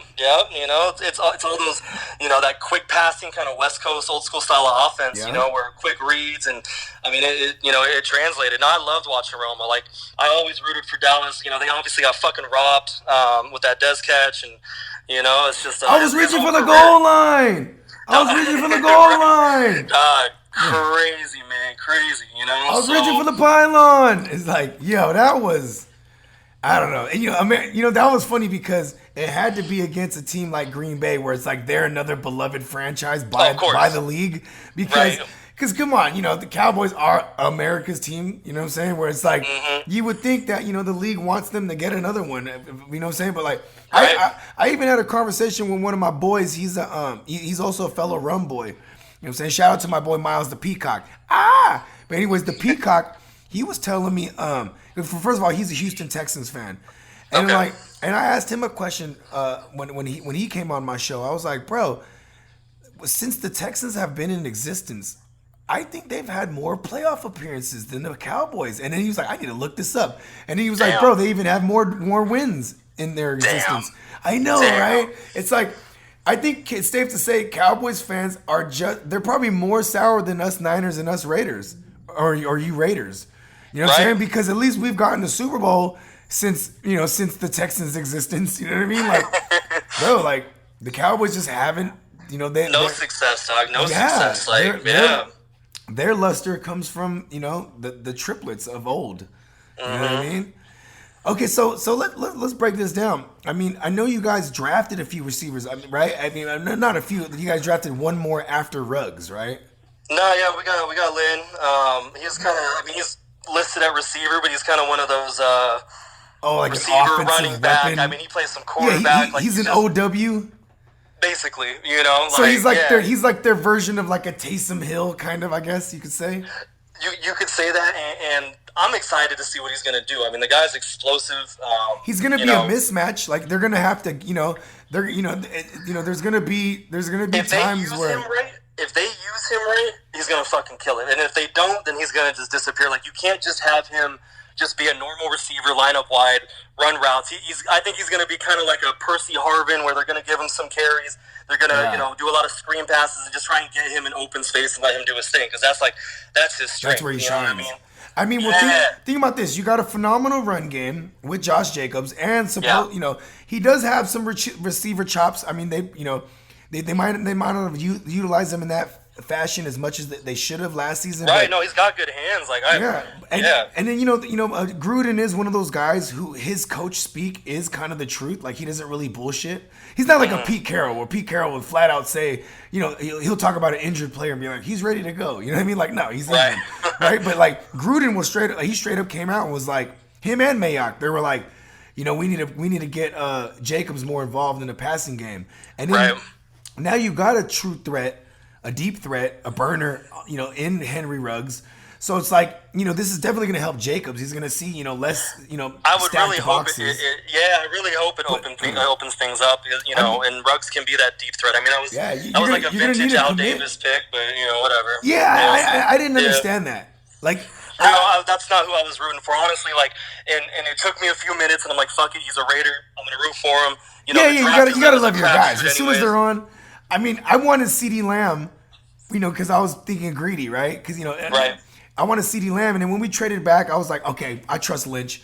And then we got I think his name is Kinlaw. I forget, but he's a D tackle, and we needed that position, and he's basically Buckner 2.0. So I was like, exactly. I was gonna say, I mean, you basically traded due to the Colts and used that pick on a replacement D tackle. We couldn't pay Buckner. Paid a fraction of bro. Yeah, you know what I'm saying. So I was like, phenomenal. In hindsight. Yeah.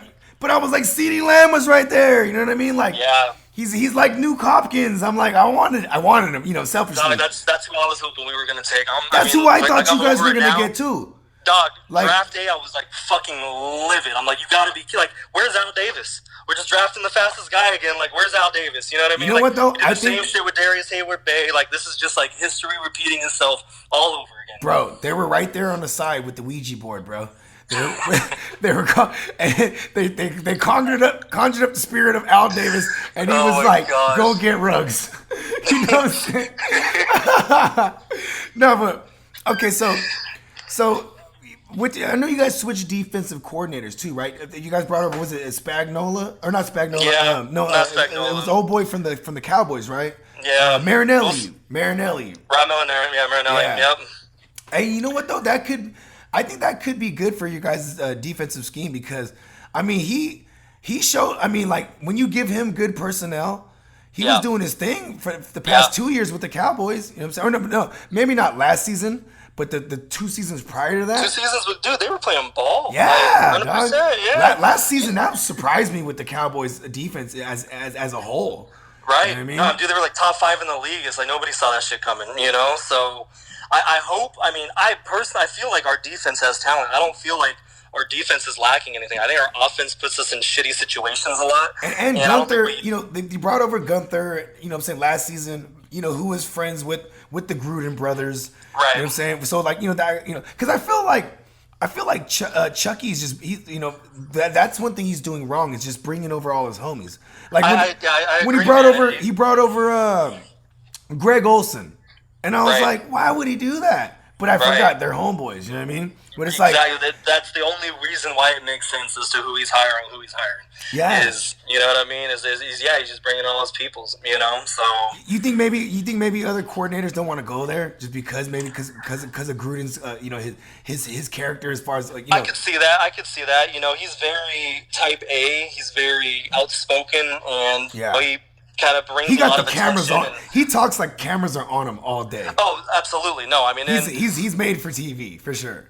And he was great in the booth. He was great in the booth, and everybody loved it, and he was very entertaining. I love.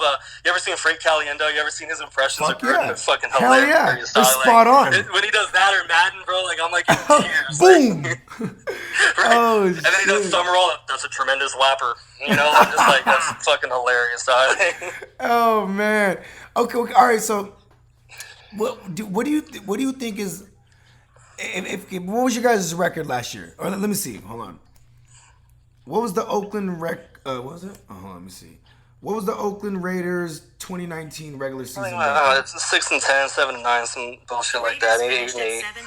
Okay, you're right. So they finished at 7-9. So if I was to put you guys at 7-9, looking at the 2020 season, right? You know what I mean? What are you taking? The under, the over? Like, you know what I'm saying? Like, and taking a look at the schedule. I mean, you guys are playing the. We have a tough schedule this year. You guys are playing both East, correct? Yeah. Yeah, like us, like my so Niners. we play Brady this year, you know, and I think it's in Tampa. Yeah. You know, we always have a tough schedule. We always have to travel a lot. We're always the team that gets sent to Mexico City and London. You know what I mean? It's just like the Raiders are always just. They're definitely not doing that this year. There is no. No, they canceled all foreign games this year, but. Yeah. You know, every year it's like one team is it's always us, you know, so we always lose a home game. Well, because you know what though, I do want to argue this. I know why I have a reason why I think they do that is because for the most part the Raiders are a storybook franchise. Like you guys have fans everywhere. You know what I mean? No, we do. Yeah, you know the Raiders from the '80s that major, the John Madden days and the Flores days. You know what I'm saying? That was when you guys were the bad boys. You guys were just beating motherfuckers up, cheating every way you could. And you know, eyes, that's football. Yeah, and think about it. You know, everywhere you go in the world, there's the fans that like the good guys, and there's the other ones that like the badasses. And that's why I think they put you guys everywhere. You know what I mean? No, and that makes sense. I'm kind of like that. Like I always root for like teams that hit. Like I always liked Pittsburgh and Baltimore. You know, like Ray Lewis had Reed days. Like I love people who like that's just in my opinion. That's how football is played, bro. Like like you want to kill that other guy. Like that's sports. Like and that's why like I hate the NBA now. It's so watered down. I know, like bro. Going back to what you were saying earlier, watching The Last Dance. It's like I forgot how fucking grimy basketball was. Dog, me and my wife are watching, and she didn't like grow up watching basketball like I did, and she's watching these highlights, and she goes, "Is he allowed to elbow him in the head like that?" like back then, fuck yeah, yeah, you know, like I mean now, like you would literally see them look at the ref, and if that ref is looking the other way, right? Dog, people were squaring up at half court. It's just like a normal foul, like just check the ball out. You know what I mean? It was like straight up like LA Fitness, like. And I loved that. Like that's because there was rivalries and people hated each other, and you know what I mean. Like it was bigger than just it was just meant more to them, and that's what I hate about the league now. I kind of blame LeBron for the dick riding and the team hopping and all that. Now everybody does it. The Last Dance should put an end to those arguments where because players from that generation. That when you be like, oh, Jordan or LeBron or this and that and the third, right? Like. And then the older cats from the older generation, they'd be like, it was a totally different game. It's hands down, it's us. You know what I mean? Because all these motherfuckers is kind of pussy. And then, I mean, I'm not knocking any the younger generation by any means, but like, a lot with social media and everything, a lot of these motherfuckers are sensitive and insecure and like. They're all babied and pampered. They are, bro, and just passive aggressive and just like just not making burner accounts to defend themselves, and you know what I'm saying? Like, burner accounts and shit. Like you can't even say that, as yourself. Like you gotta, be some fucking troll. And I just the whole thing pisses me off, man. Like it's just not something I vibe with, So okay, so hey, how about this? Let's do this. Let's take a gander at the schedule. Can you pull up the Raiders? Let me hop up real quick. Yeah, because then let's break this thing down. Yeah, because this is what I've been doing with all the. Hey, hold on. One time while you pull that up, I gotta go run this. I gotta go run something up real quick. I'll be back in like 30 seconds. Okay, for sure, bro.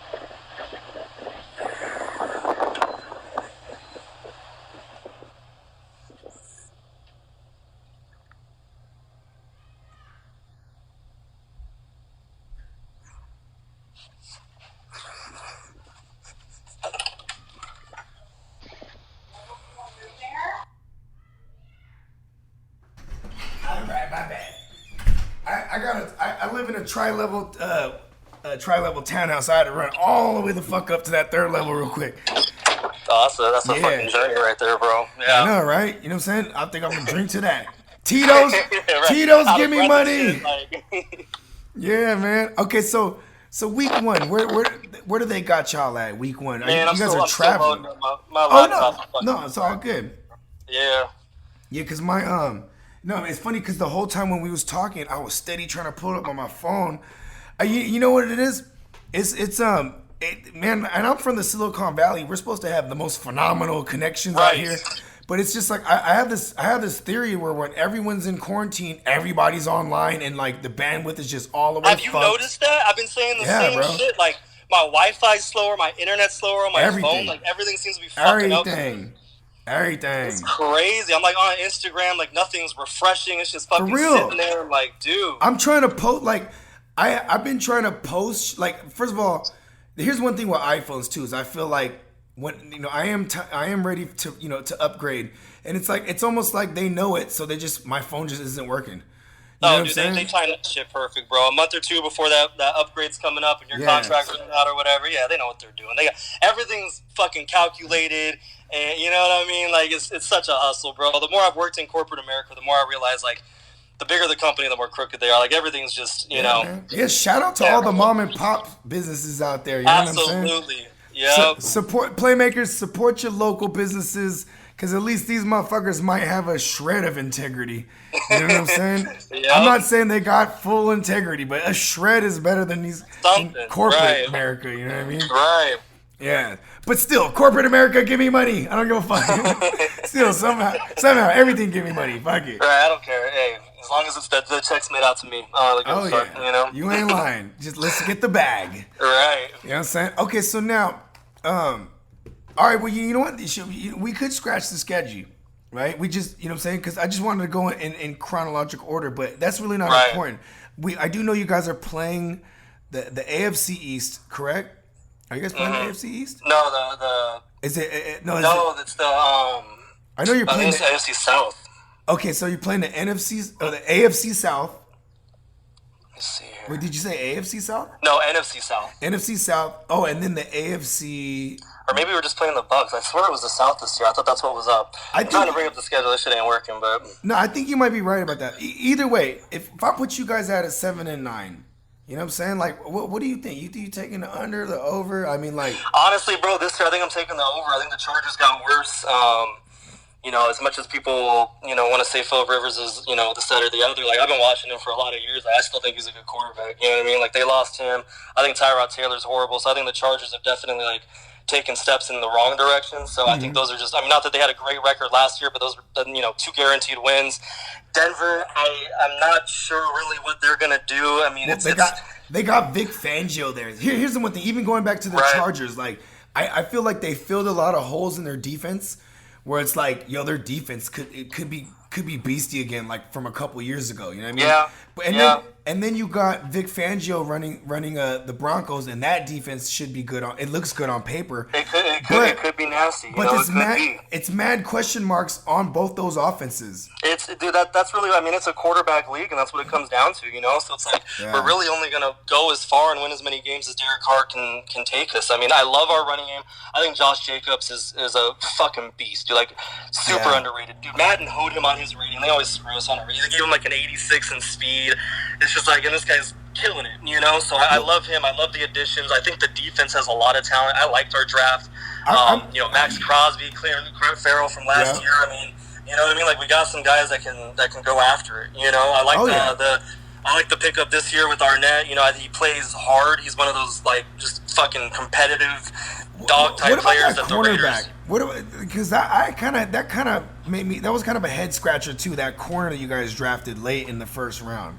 Yeah, Arnett. That's what I'm talking about, man. He's one of those. He's a high risk, high reward sort of guys. He had some character issues or whatever happened in college. And I will say though, I do love Mayock as a scout / GM because that's where he came from. He came from being the guy who breaks down all the rookie draft class for the NFL Network, and and then obviously that was his. He was boys with Chucky. That's where it all happened. Yeah, you know what I mean? Because they would, Chucky would talk to all the young quarterbacks, and you know what I'm saying? And you would have, what was it, the Gruden QB class or whatever the show was called. Right.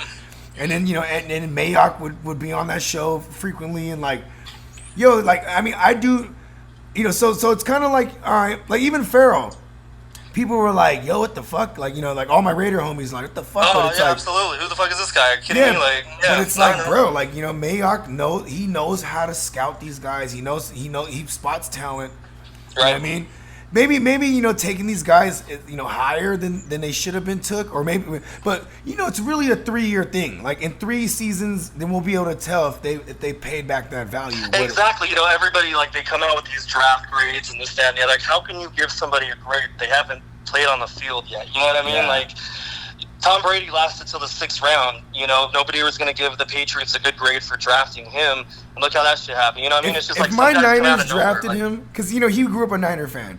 If we drafted him and he ended up being who he was, bro. It would probably still be Steve Mariucci as the coach right now. You know what I mean? No doubt. You're probably right, man. I mean, it's honestly, man, I thought you guys were gonna try and like go after him and tell Jimmy G to go fuck himself, man. Like that's what I. Well, that was the talks years ago when we got Garoppolo. Yeah. Like, but then I also thought it was a Shanahan like a move where it's like he wanted Brady, and then Uncle Bill was like, well, I got this Jimmy G here, and then he's like, okay, we'll take him. Right. Because I think we really wanted Jimmy. You know what I mean? So like going after Brady was like the ruse. You know what I mean? Right. And then I think we would have had Brady too, but then like he put his foot down. It was like, give him Jimmy. Remember that? He went over. That kind of spawned the whole sour, bitter relationship from then on. It did. I mean, because I've been watching a lot of this, man. Brady said he knew he was out like a couple years ago. It was like, this day's been coming, so crazy. Yeah. I didn't think it was going to happen, man. I thought it was just nothing but, people talking shit or whatever. Sunshine and like, rainbows. Yeah, man. And all of a sudden he's in Tampa Bay. I'm like, fuck, so... And that's going to be crazy too to see how that works with Bruce Arians, because Bruce Arians loves to gunsling. He loves. You know what? I've always been a big Bruce fan. I love Bruce, man. Yeah, bro, love Bruce. Bruce is like a brother, bro. Bruce is like the white guy. He really is, he's like the white guy that has all the minority homies. You know what I mean? Like, I think that's why I relate to him so well. For sure. For sure. That dude, I love him. He's the white guy with swag. He really is, man. He's always rocking his little hats and his jumpsuits and shit. Like, he tells motherfuckers, he calls motherfuckers Jack. Hey, you look here, Jack. Right. You know what I'm saying? Like, I love that shit, dude. So, yeah, I loved him in Arizona, man. Like, I mean, if you can make 38-year-old Carson Palmer look like a good quarterback, like, bro, you got something going on. You know what I mean? So, yeah, bro. Hey, you know what's crazy in fantasy? I remember I had Carson Palmer everywhere those 2 years. Did you? Yeah, like the first year he tore his ACL. And then it was like the second year there. And then the third year I was like, cool, I'm going to be able to acquire him late again. Because I'm like a late round QB guy. Yeah.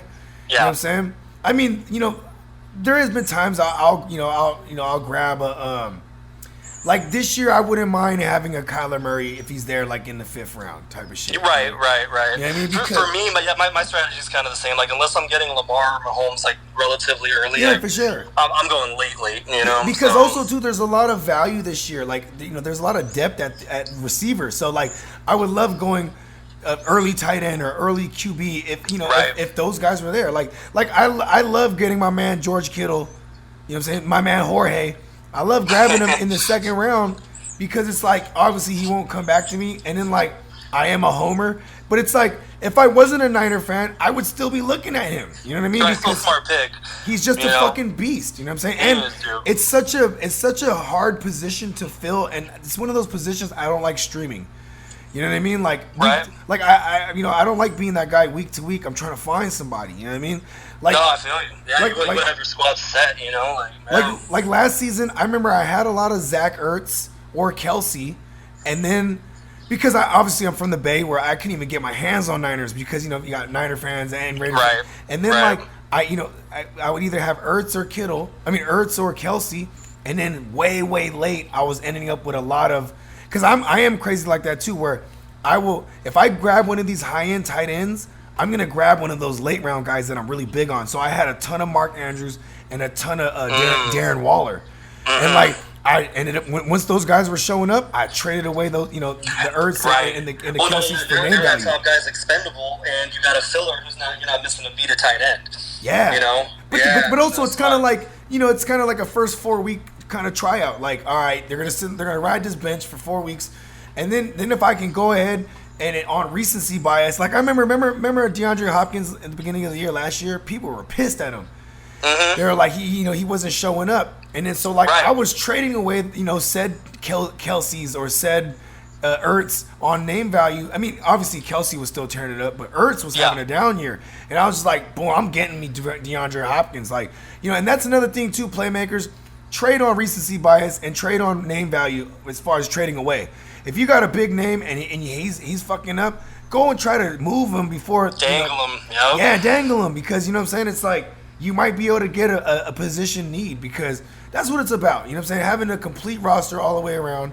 What I'm saying, But okay, so let's speaking of fantasy, and obviously there's Darren Waller, and he's fallen to like the 5th and 6th round. What I'm saying right now in 12-team redrafts. But as we get closer to the year, and in our circles, because like say you got even if you had Charger or Denver or Chief homies in your league, they probably will get Darren Waller up there in the 4th round. Exactly. They know better than most. They see it firsthand twice a exactly. year. So he's slipping into them. We won't talk about Waller too much, but is there any other value over there besides, because Jacobs is like an early 2nd round and like back end of the 1st round pick right now, so we won't even mention him neither. Right. Is there any other receiver? And I think, and what, I will say this before we get off Jacobs. I'm so glad that he got hurt last year. And then this is why I say this, because his knock on him coming out of college was he never carried a load. And then like as soon as they started giving him a fat workload, he got hurt. So now, because of that, I'm hoping that he'll learn the hard way, and like he's going to be conditioning his ass off to be able to play a 16-game run and get a full workload. So I think those injuries might have been a blessing. Hopefully they're not continuous injuries, like, because you know what I'm saying, and that he's injury prone, because that's one thing you don't want to, in your. Well, it could be, kind of like a wake up call. Like I was reading kind of Frank Gore's story the other day, and I don't know if you remember, like he blew his fucking knees out, he blew both his ACLs coming out of college. Yeah, bro. Yep. And he said, that's why I've lasted, 15 years in the league. He goes, because having to rehab basically, for 2.5 straight seasons or whatever it was, he goes, that taught me how to work. And he goes, and if I didn't have that type of, mentality and work ethic, I wouldn't have worked as hard getting into the league. He came after Kevin Barlow, if I remember correctly. Right. Crazy, huh? Yeah, man. Oh, that's right. Yeah, you're a Niner fan. I forgot. Of course you know about Frank Gore. Yeah, so... but yeah, so I'm hoping it's kind of the same, impact on Josh Jacobs, where like he kind of just takes that shit to the next level, because he is our cowbell workhorse running back. I mean, he's it, but to answer your question about any sleepers, like for me, I try and stay away from receivers. I don't trust their quarterback. You know what I mean? Like I had what's the white receiver from Thielen? No, from the Packers. He was really good. Oh, Jordy Nelson, and then he fell off a cliff. You're right. He came back from the ACL and he was phenomenal, right? And then the following season he just fell off. He fell off. Yeah. And I was like, and that was it. And that was it. So for me, like the only, I honestly think that because of the way we're going to use Lynn Bowden, I think that he does have some fantasy potential, because he's going to get some carries. He's going to have some big plays. He's going to return punts. He's going to return kicks. They're going to run screen passes for him. So he's going to get he's going to have what's the word? Plays drawn up for him. He is. I mean, they will design plays. Design plays. There you go. Thank you, Goat. Yeah, and so I think he would probably be the only guy that I would look at, on that offense besides, Waller and Jacobs, because I don't know what we're going to get out of Ruggs, and I don't know what if Tyrell's going to stay healthy, and how well Derek Carr is going to play, how much we're even going to necessarily pass the ball with, the direction the offense is going. I'm wondering, we signed a quarterback, man, so it's like, who knows? Yeah, and you know what, too, is like, Mariota, to me, he's kind of like, and ironically, maybe they brought over Mariota so him and Carr could relate, because they both had that same injury the same day. Remember that? Yeah, I do remember that. Crazy. I know, right? And it's like, I'm wondering if, because here's the one thing about Mariota is he's like, he seems like he's not a rah-rah guy. You know what I mean? No, he's quiet, chill. He kind of is like, he's kind of like Carr. Yeah. Where like you know, what I mean? That's and I like the quarterback who's hyped, who's you know what I mean, like Yeah, who's a for sure. football player first. Like Brett Favre was a guy I always loved watching and followed. Peyton Manning too, like and those even types Phillip of Rivers, guys, Phillip Rivers, like I love his passion, like even though like he probably should have been an Olympic shot putter because of the way he fucking throws the ball. It's like, bro, ugliest form ever. Yeah, like you could have been a gold medalist, bro. What the fuck, you should have. But it's like. Maybe you would have won a fucking gold medal then. They would have won something. And it's like the Chargers, so. He's another one of those guys too, where it's like he's a good Christian, but he won't say bad words, but he makes his own up. He'd be like Farfig Nugan, and he's just like he yells as fuck at his players, like at least. Hey, quick side story about Phillip Rivers. So I'm playing like adult leagues and stuff, right? Yeah. So him. Gates and Weddle were playing in a basketball league in like Forest Ranch area, right? Okay. A few years ago, and I'm playing in the same league. I never had a chance to play against them. Like I joined mid-season and we already played them or whatever, but I had a chance to watch them play. Like, dude, low key, like all three could hoop. Like Rivers was looking like, bro, pulling from like 6-7 feet behind the 3-point line, just like wetting threes. Oh, and then Gates was like. Gates, he played college basketball. I didn't even play college football. Like, I knew he could play, but watching him in person, he's just bodying people. Eric Weddle's dunking on people. I was fucking blown away watching these guys hoop, man. It was impressive, That's right. I forgot you guys had a Eric Weddle for a sec. Or not you guys, they did. I'm sorry. Yeah. I didn't mean to disrespect you like that.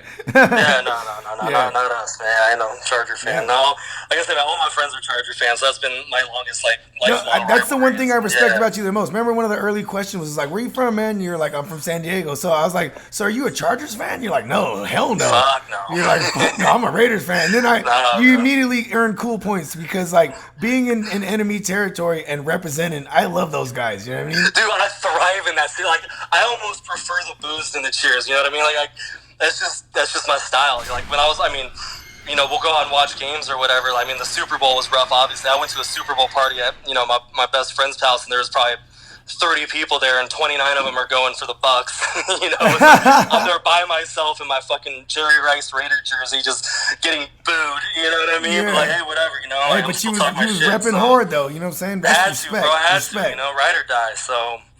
Yeah, man.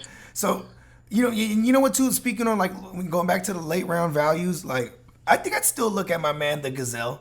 You know what I mean? Tyrell the Gazelle. You know what I'm saying? Because, but it's like, I wonder if they're gonna, if opposing defenses are gonna choose him to give the number one coverage to. I mean, probably, right? Because you would think because he's established, but that speed that Ruggs brings to the table, man. I mean, you have to kind of compensate for that, or you know what I mean. Like, you want to give up a 20-yard play, you want to give up a touchdown. I mean, he got that like TD on every play type of speed. So it's going to be interesting how defensive schemes go against us. I could see Tyrell kind of eating a little bit though because of that. Yeah, because of that. That burner on the outside. Yeah, because you give Tyrell the Gazelle single coverage, bro. You know what I'm saying? Like, and it's over, dude. He's 6'4" and he can run like. Yeah, I mean, I call him the Gazelle because he literally strides like a gazelle. Right? He glides. And bro, he's a contested catching motherfucker too. You know what I mean? That's the thing. You throw those jump balls. Like, I mean, when he played last year, I mean, especially at the beginning of the season, he was like a touchdown every game. He was killing it. He sure was. And, so I'm interested to see how they use him this year, man. Like I said, it's gonna fall on Derek Carr, man. I mean, how is he gonna play this year? He's got weapons. He's got an offensive line. Defense is solid. Like, what are we in now? Your seventh season? Like, come on, bro. 6 seasons. I mean, I think since 2016. So so he's going on 16, 17, 18, 19. Was it 16? It was the year. I mean, we drafted Mac in the same draft. Was that? Yeah, I want to say it's either 15 or 16 for sure. I think it was 15. I think it was when we got him. So you're right. It was 15 because it was the year that Keenan Allen got hurt initially. Because he got hurt 2 seasons in a row where we got to see the Gazelle flash. Right, that's right. Both seasons, and because his rookie year he blew up. You know what I'm saying? Yeah, and I remember Gates was hurt that year too, and so was Hunter Henry. So it was like he really did his thing. He got to flourish. Yeah. Okay, so before we move on, because I want to move on to Madden one more time, right? Before we for this last segment, right? But is it safe to say that Derek Carr is that guy in Vegas, like on the strip, talking about, Christ loves you. You know what I mean? Like, I don't. That's what I'm saying, dog. Like, it doesn't fit to me. Like, it just doesn't vibe with. Like, I need somebody who's like a borderline alcoholic who's like smoking cigarettes at halftime, and you know what I mean. Like, that's the Raiders. Like, that's for the real. guy I need. You know what I mean? Like, maybe he needs to like literally Vegas, lose an eye. I think he might need to lose an eye so he can really have the eye patch. You know what I'm saying? Just something, bro. Something like maybe that'll help his aim. I want my quarterback partying Saturday night on the Strip. Like, that's just. And then come out and throw for 300 yards and 4 touchdowns and win the fucking game and talk shit like that. Those are the types of guys that fit into that Raider mold. That you know what I mean? Like, fuck everybody. That Al Davis mold. Wow, you know what I mean? Like that Wild West mentality. Like, I'm gonna do me. Like, this is me. Fuck you. I don't care if you like it or hate it or whatever. Like, I'm gonna do it my way. That's how Al Davis did it. Oh, you don't want me to move to LA? I'm moving to LA. Like, you know what I mean? When you got great players and you got a great organization, you tell them one thing. Just win, baby. Just win, baby. You know what I'm saying? No, but okay, so here's one more thing I will say about y'all going to Vegas. I think it's very detrimental for the league, like as a whole, because of the eye in the sky. With they have cameras everywhere, and it's like imagine, so imagine if the Raiders roster, they could all be disciplined, right? Living in a place like Vegas, right? Dude, and then opposing teams will come there. Teams will come there and then get caught, with hookers or get caught, drugs and you know what I mean, like because that's a crazy environment. You know what I mean? Like, is other teams that go there, are they going to be able to be disciplined enough? Like, imagine single players, like that's one of those things where it's like I worry about because married football players don't fuck around. Yeah, I mean you would think so. It's not like basketball players where every one of them's fucking. It don't matter. You know what I'm saying? Right. But it's like look at Kirk Cousins. I remember I wanted Kirk Cousins before we traded for Jimmy G. I was like, let's just wait. We'll get Cousins. He's a Shanahan guy. He's married. Now we got porn star Jimmy, where it's like he's flying in the night before because he was literally fucking porn stars and like. Right. You know what I'm saying? I mean, living that life, yeah. Yeah, and and I also have this dumb theory which I like to call the Bogard theory, where handsome Jimmy, he's really looking for his estranged father, Jesse Katsopoulos from Full House. You know what I'm saying? He's looking for, that's why he went to Frisco. You know what I'm saying? He's trying to find his daddy. You know what I'm saying? He has mad daddy issues because you know what I'm saying, like, you know what I mean? But it's like hilarious, bro. Yeah, it's stupid, right? It's stupid, but like it kind of low key makes sense. For real, though, right? Just this handsome young lad. You know what I'm saying? He's not he's really like a. I mean, I'm hoping a couple years removed off the ACL that we could see the playbook open up for him more because I mean we definitely are a run first team, and I've seen Shanahan. Shanahan's, he has different playbooks. Like I've seen him, have bootlegs and rollouts in his playbook. Once he feels more comfortable with where Jimmy's, health is at and his comfortability with the offense. I mean, dude, Shanahan is a fucking genius. Man. Genius. He made Matt Ryan. I mean, and Matt Ryan's a great passer, but he had Matt Ryan, and because I really think Matt Ryan's kind of a dumbass as far as his intelligence. Matt Ryan's so overrated. Dude. Yeah, bro, but it's with Shanahan, second year under Shanahan, he had an MVP not even a caliber season. He was the MVP. No, he was MVP. You know what I mean? It was I mean, so I'm hoping that's a ceiling for Jimmy G. But okay, how about this? Before we move on, for real. Like I did have this saying last year. We were winning ugly with handsome Jimmy. You know what I mean? Because bro, he was good for a mistake or two or three. For real. Yeah. You know what I mean? No, he was. And we seen it on the biggest stage. You know what I mean? Like, dude, that missed throw. I mean, there's some moments in that Super Bowl that could have. Okay, I got one more. Okay, so check this out. This is how I go to sleep at night. Okay. All right. Because, so, I am from the Silicon Valley. We got a ton of Asian communities out here. You know what I'm saying? We had Corona cases. Because people were coming to and fro from Chinese New Year and Christmases and shit like that. So our earliest cases were like in January even. You know what I mean? Yeah. So now, just to preface this, the first reported cases in Kansas City were March 18th, right? So imagine if we would have won the Super Bowl, that parade, being a storybook franchise where people, we have fans everywhere. They would have came from states away because we haven't won it, right? And it could have spiked the pandemic worse than it is now. That's true. Right? Hey, maybe God saved the world a little bit Hey, by not letting y'all win, Handsome man. Jimmy. Handsome Jimmy was like, "We're about to get ugly. We're about to get ugly." He's seen Manny Sanders wide open. He was like, "It's time to save the world." And he just fucking overthrew that motherfucker. You feel me? And that's how I go to sleep at night. We just knowing that we saved the world. You know what? I like that spin, bro. I like that.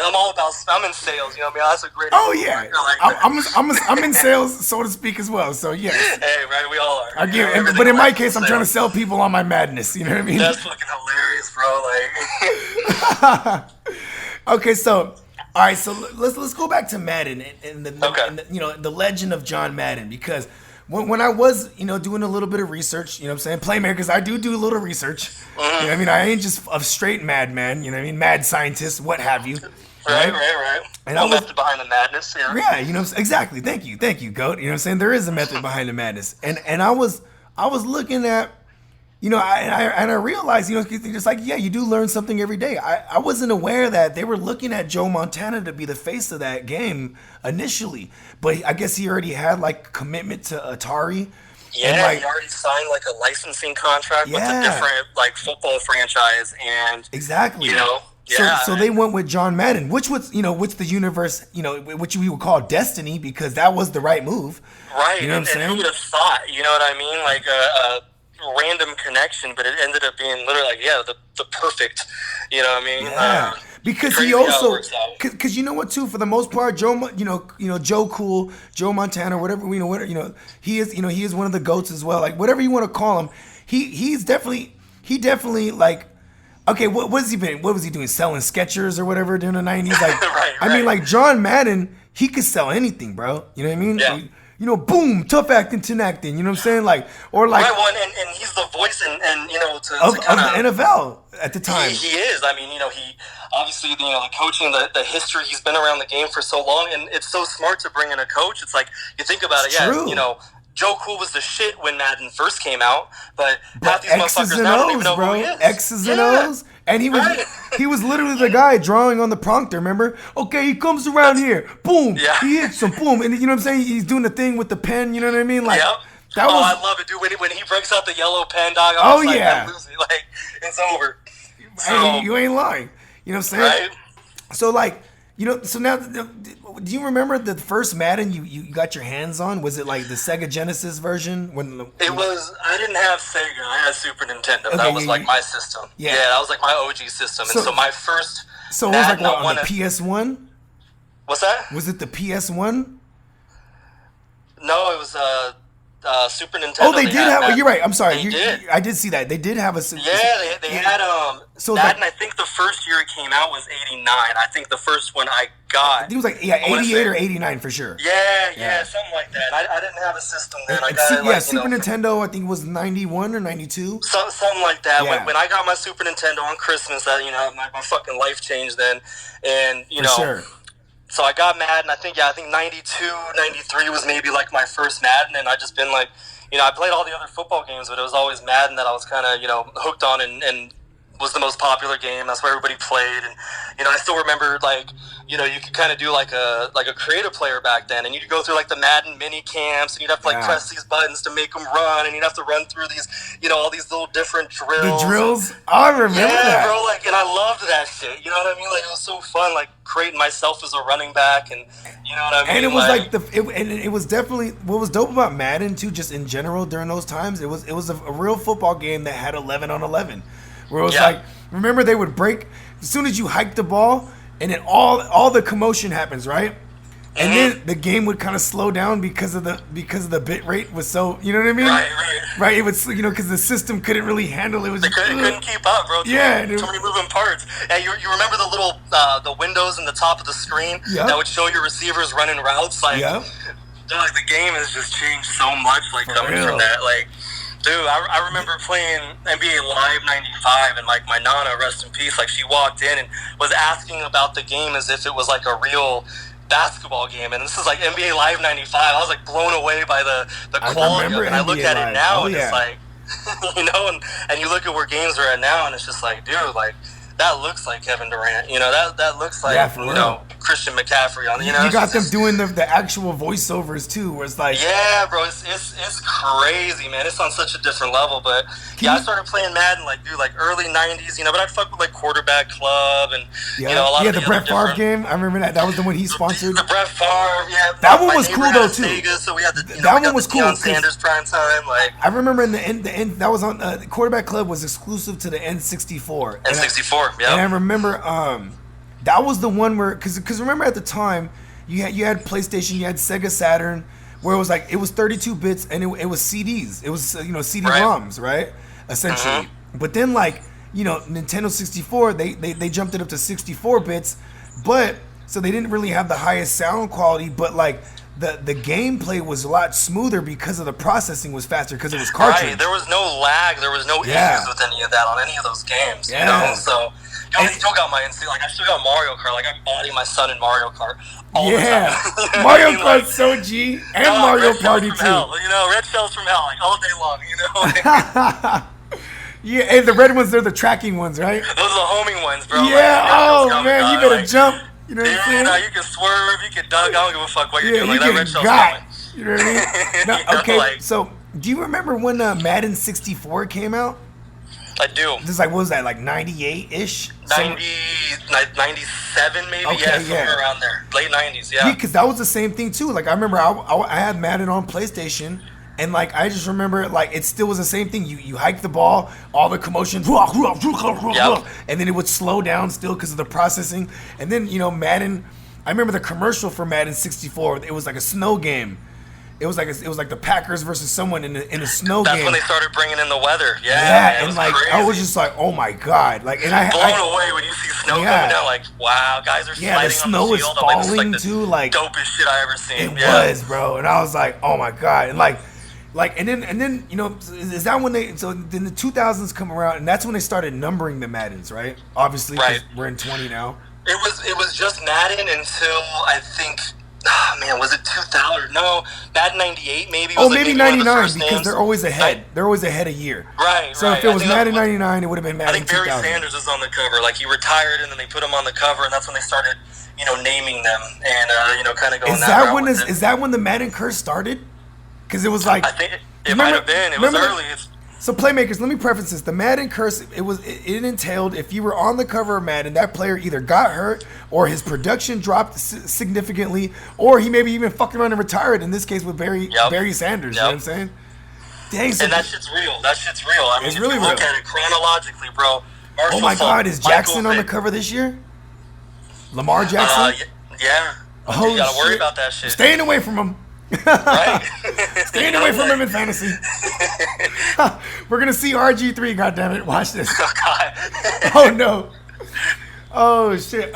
You would think RG3 been on the cover for years because that motherfucker just gets hurt. Yeah, no shit, right? Like. Oh shit. Okay, yeah, because I do know. That's when they really started doing in the early 2000s. That's when they started doing the goddamn.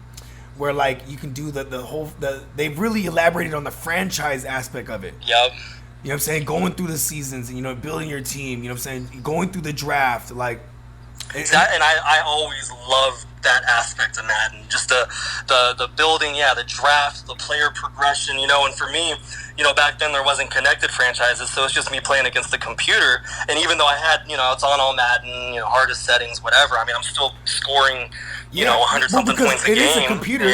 It is a computer, so you could figure out. You play enough, you figure out the algorithm. Absolutely, yeah.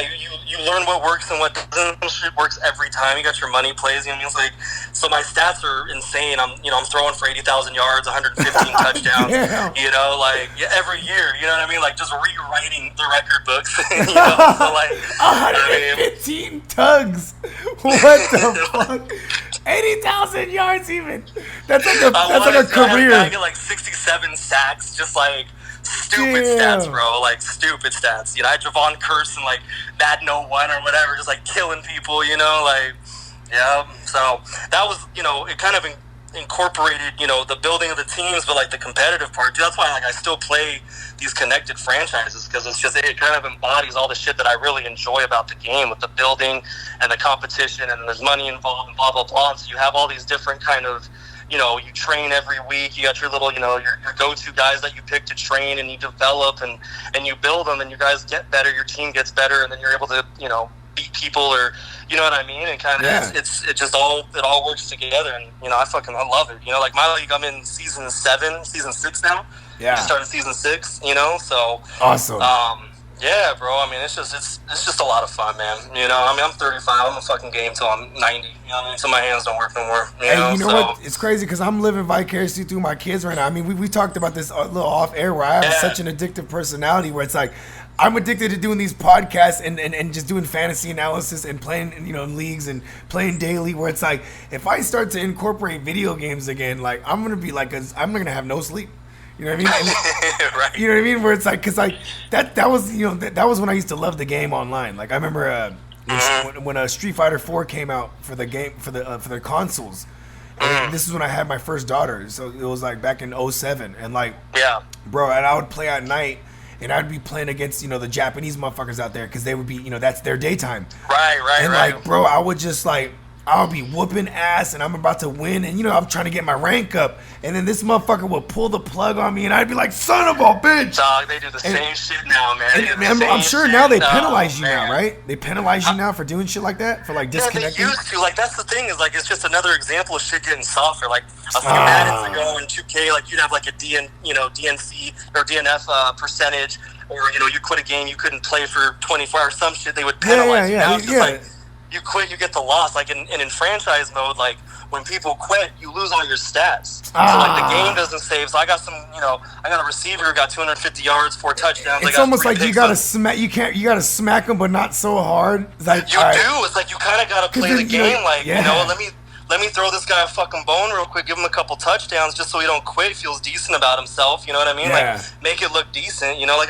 I know I sent you that picture earlier of my score for my game today. I mean, murder. That was an uglier one. But you know what, though? Like, those are the people that I respect. Like, I told the guy, it's harder to lose by 80 in Madden than to win the game. A lot of motherfuckers can win. How do you handle your shit when you lose? Like, I've never quit a game in my life. I've been beat, whatever, and whatever. I don't quit. Like, I'll figure out a way to get better. Like, even when I'm getting bodied, right? Yeah. I break it down. I'm going to do it possession by possession. I can't win this game. I'm going to try and score on this possession. And once I score, I'm going to try and get a stop. Let's build something. I'm going to see this guy down the road.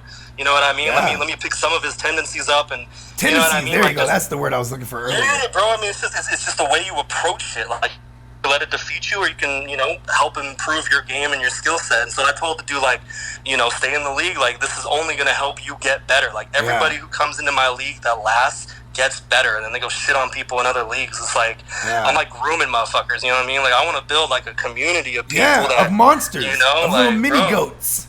Absolutely. Have a whole field of them, if I can't, eating all the grass. Can't give back, so. Okay, so how about this? So, as the gameplay started to evolve, right?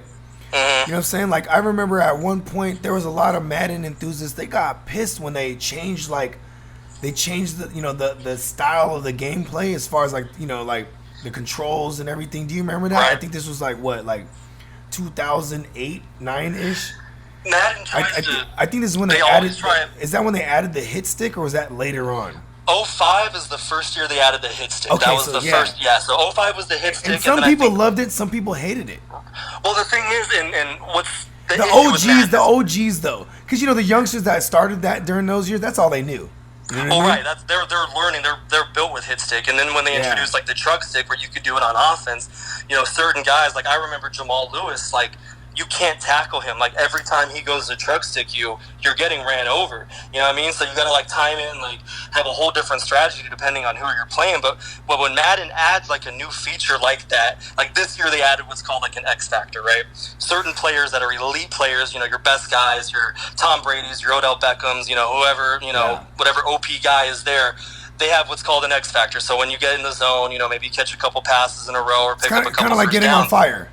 It is, but they made it so OP to the point where it's like, dude, if like a DN gets his X Factor going, like I can triple team him and he's just gonna fucking pancake everybody and sack me right away. So it's like it's too much. And when they introduced the hit stick, it was the same. It was too much at first, and then they had to like water it down a little bit. Every time you hit stick somebody, it was a fumble. That's not realistic. So they had to, evolve and change the game. And so that's when people get pissed, like, is when they add something to the game and it's too impactful and it changes the game too much to the point where that's all that really matters, you know? So like they had like this QB cone for a little bit. I don't know if you remember that, like the QB vision cone. They brought it in for one I was Madden. already off Madden by this point. That's why I'm asking the go.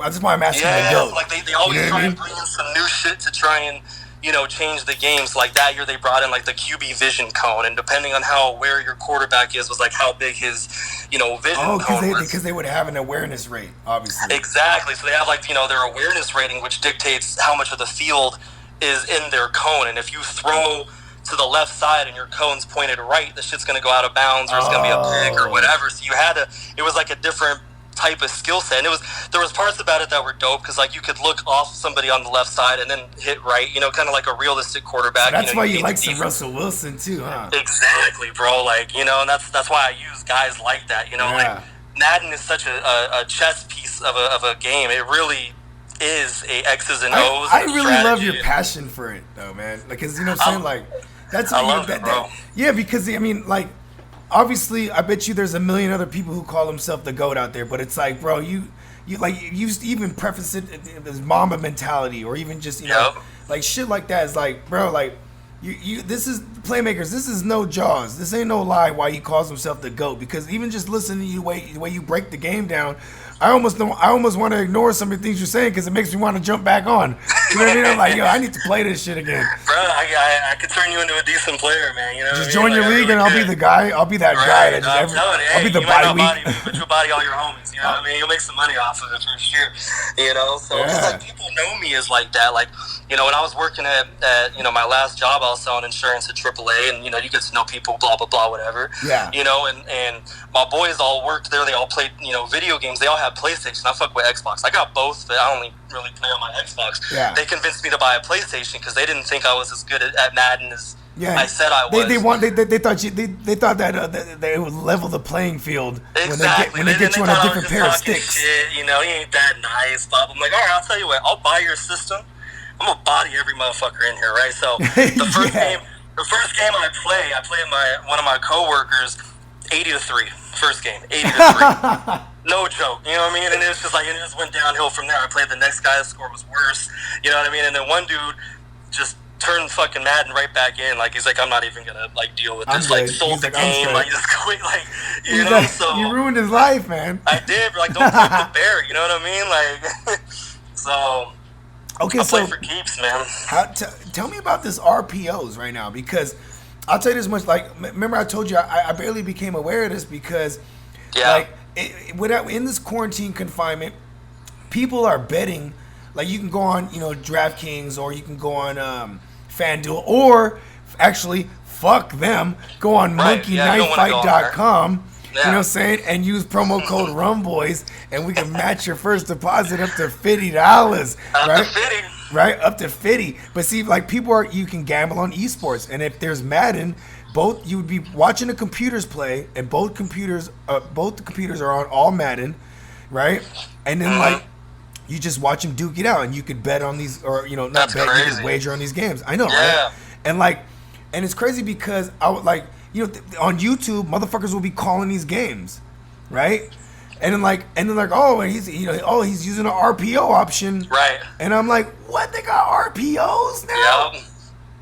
So that's why you really love some Russell Wilson in that sense too, dog. So this actually, it started when the Wildcat took place, right? That's really where that style of play got incorporated into Madden. I think it was 2016. I was gonna say it was definitely around 2015-16. Yeah, that you know, when Colin Kaepernick and, you know, Russ. Oh, the read options, and the pistol formation. You know, even when Ronnie Brown was doing it in Miami, doing the Wildcat, like that style of plays that finally got incorporated into Madden. And again, you know, in those Maddens, like, I would run with either the Niners or Seattle because of that, and I would literally tear play, and I might pass the ball twice. Like, I could run the ball so well with, you know, either the triple option or, you know, the Wildcat formation. I wouldn't even need to pass. I had a nice pass, and I just didn't need to fucking do it. I could score a touchdown in 3 or 4 plays every drive because of this new read option and the, you know, the triple option that I could run. And RPO is not as OP in the sense that like you're not going to score touchdowns every time. For the playmakers and myself, what does OP stand for? It's just like overpowered. Like it's too much. Like it's it's a goat move. Yeah, bro, it's just too much. It's too powerful. So, but it's very effective, and you're gonna pick up yards every time, especially when you start to learn how to read how the defense is gonna react. Yeah, you know what I mean? Like, dude, like it's just like in real life. Like when you start catching them off guard and the formation and everything looks the same, whether you're running, passing, or you know what I mean? Like it just adds this entire different dynamic. I mean, I have a hard time stopping it. Like people have a hard time stopping when I do it. It's just one of those things in the game, man. It's a whole different thing. Like if you played like NCAA football, 2014 or whenever it ended, and their triple option and all that was just like that's what you did in that game. It's kind of the same shit now. Like when people run RPO, they run it all game, and it's fucking hard to stop. You know what I mean? Like straight up. Yeah. So would you say that it kind of leveled the playing field? Absolutely. But between as far as competitors go, like. Between some of the stuff like that's OP, and to be honest with you, man, like YouTube really changed gaming because newbies can just go on YouTube and essentially rip off whatever they see. You go look on there, they tell you the playbook, you pick this play, you pass to this guy, you know what I mean? I can't stand shit like that. Bro, I never like in video games, like especially Madden, like there's a big thing like nanos, like there's glitches in the game where people can do certain blitzes and they tend to work, pretty often. Like I don't go on YouTube and do that shit. Like I never used to buy. It's kind of like buying those guides back in the days. Like, it is, like a fucking ebook or a Madden guide or whatever. Like back in the days, like if you went, if you had like an adventure RPG game or even just an RPG game in general, and like you could buy a book and then like it'll guide you through the whole goddamn game, and it's like, and it's like, come on, even play? Yeah, for real. Like, why even play? Reconsider your life as a gamer. Right, it ain't for you, bro, and that's okay. It's not for everybody, Yeah, it's true. But yeah, so like I'd say like YouTube, like probably leveled shit out more than anything, just because people can pick up offense and defense, and when they're told you ever heard of Evo? You ever heard of Evo? Evo is like it's like the organization that throws these giant Street Fighter tournaments, and like I said, man, Street Fighter's always been my shit, and like when I stopped playing years ago, but then like I would steady watch on YouTube motherfuckers play, these tournaments, and then like I would see people have the same connections and combos, and I'm like, dang, all they're doing is going on YouTube and watching these shits. It's the same shit, and that's what's happening in Madden. It's like everybody picks. There's two playbooks. There's one on offense, one on defense. Everybody picks the same one. So like when I'm playing an opponent, I already know exactly what the fuck they're gonna do because I see them go to West Coast offense, and then multiple D is their playbook on defense, and it's like, oh, okay, like you went on YouTube, like, learn how to play that way. Yeah, you're that guy. Like, I'm gonna bust your ass right now because I know exactly what the fuck you're gonna do. You know what I mean? Like, I use two playbooks. Like, I do have my own created playbook, but I only added like a couple plays. Like, the core play, and that's why I can go somewhere else and just use like the standard playbook and be fine. Because I use playbooks that nobody else uses that just fit my style. So, like, that's kind of how I approach it. But also, too, because people that are studying tendencies, they're not, you come along and they're like, they have no idea what you're doing because you're not of the massive wavelength of all these motherfuckers. I play like nobody else plays. Like, I have my own, like, no one picks my plays that I play. Nobody runs the way I just do it different because I learned it on my own. I figured out my style of play as opposed to just having somebody else fucking tell me what to do and how to do it, you evolved with the gameplay too. Like you evolved. You got to, bro. Like I talk to people when they take a year off and like you get lost. Like you haven't played Madden in a while. It's gonna be hard for you to get back into it. And that kind of scared me off for years. Like, cause I love football and I love it so much where it's like I would love to play Madden, but I'm like, damn, dude, I definitely couldn't play online. I would have to play by myself for a while before I could even like put my foot back into the pool. You know what I mean? Like you got to grow with the game, and when you stop playing it, it's just like you pick it up and you're lost. You don't speak the language. I say like you got to speak Madden's language. You got to speak 2K's language. Like there's it may not make sense, but there's a language with each game, and you got to learn it, and you got to keep up with that, or you do like you end up falling behind. So. But yeah, man, that's one of the reasons why I think my game works so well in Madden is like I said, man, I just when the game first comes out, I do the roster analysis. I start to I'll pick random playbooks just to fuck around with, just to see what type of plays I like, what am I looking for, and then once I figure out, okay, this is kind of the design and the style I'm going to be running my offense this year.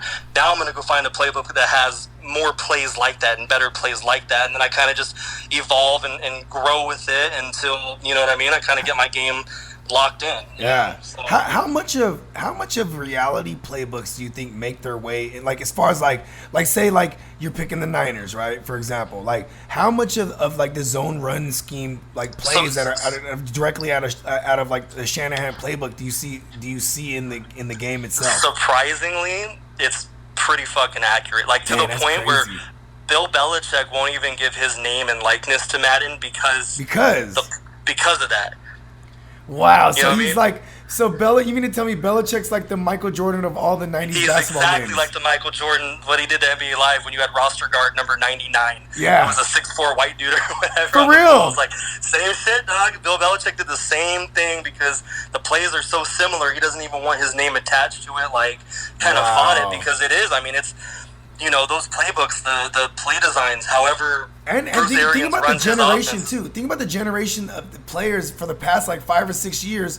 Not only do they probably play fantasy football, but they probably also grew up playing Madden. You know what I mean? Absolutely. Dude, it helps your football. Like, people don't understand. Like, my brother, he's, like, half my age, right? He played 4 years varsity quarterback, like, fucking beast, right? And I always bodied him in Madden, but, like, him playing Madden taught him how to make better reads when he became a quarterback, because it's the same shit. Like, it's essentially a simulation for a quarterback. It's the most accurate simulation of football, or 2K with basketball that you can get. Like, a lot of NBA players will play 2K and they'll play the team that they're playing in 2K in real life, so they can kind of get like a better feel for who does what, strengths and weaknesses. Like, it is so accurate now to where it is like it is a fucking simulator. It's like live film, not live film, but it's a simulation of film that you can actually control. It's crazy, it's crazy, and like, and as much as AI starts to get more involved, like like for instance, like during the course of the year, when a player gets better in Madden, you'll see his rating go up, right? Exactly, they do roster updates every couple of weeks. Somebody's playing great, somebody's playing bad. Guys sometimes come out of nowhere. Yeah, they all get updated. That's kind of it is awesome. A living, growing, organism. Sort of even it's a fucking organism. It is, it kind of reminds me, so like when Peyton Manning was still in the league, right? And this is like when I'd still play like just my own franchise, playing the AI. When you played Peyton Manning, he'd come up to the line and you could hear him screaming fucking hot routes and he's pointing shit and he's taking up the whole clock and then he's hurrying. It was like, dog, it was like playing Peyton. I'm like tripping, you know what I mean? Like oh shit, this so is hard Peyton to stop. Manning. And yeah, because I always had this. Here's another Bogard theory. I always had a theory that Peyton Manning's head was so gigantic because he had terabytes in his dome of just stored knowledge of all, you know what I'm saying? And it was it's not like the terabytes we know nowadays that are smaller. It was the terabytes of old, the big old box ones back then, bro. You needed space, and he got it, man. That 12 head of his, Yeah. So. Okay, well, I got one more, and we're gonna close this one up. So what direction?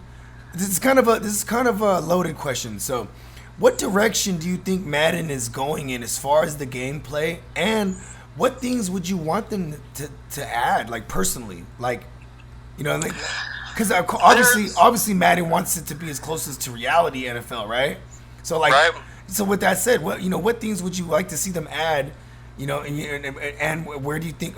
My bad. What direction you think the Madden franchise gaming franchise is going? And what things would you like to see them add as far as gameplay? With the gameplay, I think that there's, just to make it more realistic, I think Madden and 2K both, like video games, they get kind of stuck in the same direction that they're going. Yeah. And I don't feel like they adapt to what's really going on quite as well. You know what I mean? So yeah. I think just kind of improving the realism of it a little bit more. The gang tackling, there's a lot of still like player animations where maybe the guy's getting tackled and I could have 11 guys around him, but the animation says he's falling forward 3 yards. So even though I'm standing in front of him, he falls through my guy 3 yards. So just like little tweaks like that. That's kind of real to me. You know why? Because referees will be like, oh no, you got the first down. Right. So that's true. But like, you can't even like challenge stuff. Like sometimes people catch it out of bounds. Like you used to be able to challenge shit. Like they got rid of that. Like there's. Are you serious? Yeah, bro. Like I'm like, that's not a fucking fumble. Like come on, and it's weird because do they do replays like to see if the toes dragged and shit like that? Do they do that? Yeah, exactly. Like, and I'm watching this reel, like he was out of bounds. And there's a challenge play that's, like when you pause the game, there's a challenge play button that you can click, but it's always grayed out no matter what. It says there's nothing to challenge. So I'm like, why is that even there? You know what I mean? So like, just little shit like that I think could improve the game a little bit more. Better commentary, in relation to the actual game. I don't know how exactly they'd incorporate that, but like, no one's hyped when there's a big play. They don't really like say the right shit. Are you guys the type of gamers who just turns the commentary off while you guys game? You know what? So, because I used to know motherfuckers like that. They just be like, that's how I play. Like, I sent you a picture of my living room. So to be honest, like when I'm bodying people, you got a game. You got a gaming setup for sure. Yeah, bro, I do. Like, and shout out to my wife for like, and as you should though, as a gamer. And shout out to Mrs. Goat, because you know what I'm saying? Exactly. Go Tina. You know what I mean? Go Tina is like, because you know what I'm saying, just to allow it, like you know what I'm saying, like, you know what's funny too is like I'm at homes, and you know what I'm saying, and like I said, I told you too, I'm a sound engineer, so like, I always was able to work at home, and like, and in quarantine now I have no choice, like, we have a studio outside the house, and like, now our studio's back running, but it's like I got small children, and my girl's a nurse, so like she's around this shit, so it's like, so I don't even like, I don't even take the risk, because I really know what's going on out there, you know what I mean? Right. And it's like, I would love to get out the house and go to my other sanctuary, but now it's like I'm at home, and I'm like, and my girl's like, even like she was texting me, run something up for me, and I'm like, dude, I'm doing a podcast, but at the same time, shout out to Mrs. Bogard, because at the end of the day, you know what I'm saying? She like, or, in your case too, our wives, they allow us to do, our thing. You know what I'm saying? They do, and that was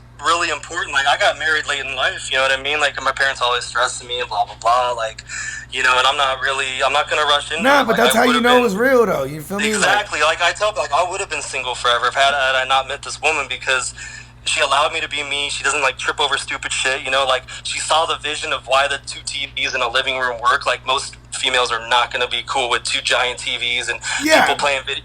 You know what I mean? Like it's just not like your normal setup. But like for me, like I enjoy hanging out with my wife. Like, I don't want to go play video games in some fucking dark-ass room by myself. Like, that's not fun to me. Like, I want to watch TV with my wife, and I want to body people in Madden at the same time, and I do that. And you're skilled enough to do so. Like, you exactly. You could be watching a show and gaming someone else. To body that motherfucker. Like, I'm sitting there watching a movie, you know what I mean? I'm watching Zombieland 2 cracking up. Oh, touchdown. You know what I mean? Like, he got his eyes on a swivel. You know what I'm saying? I do.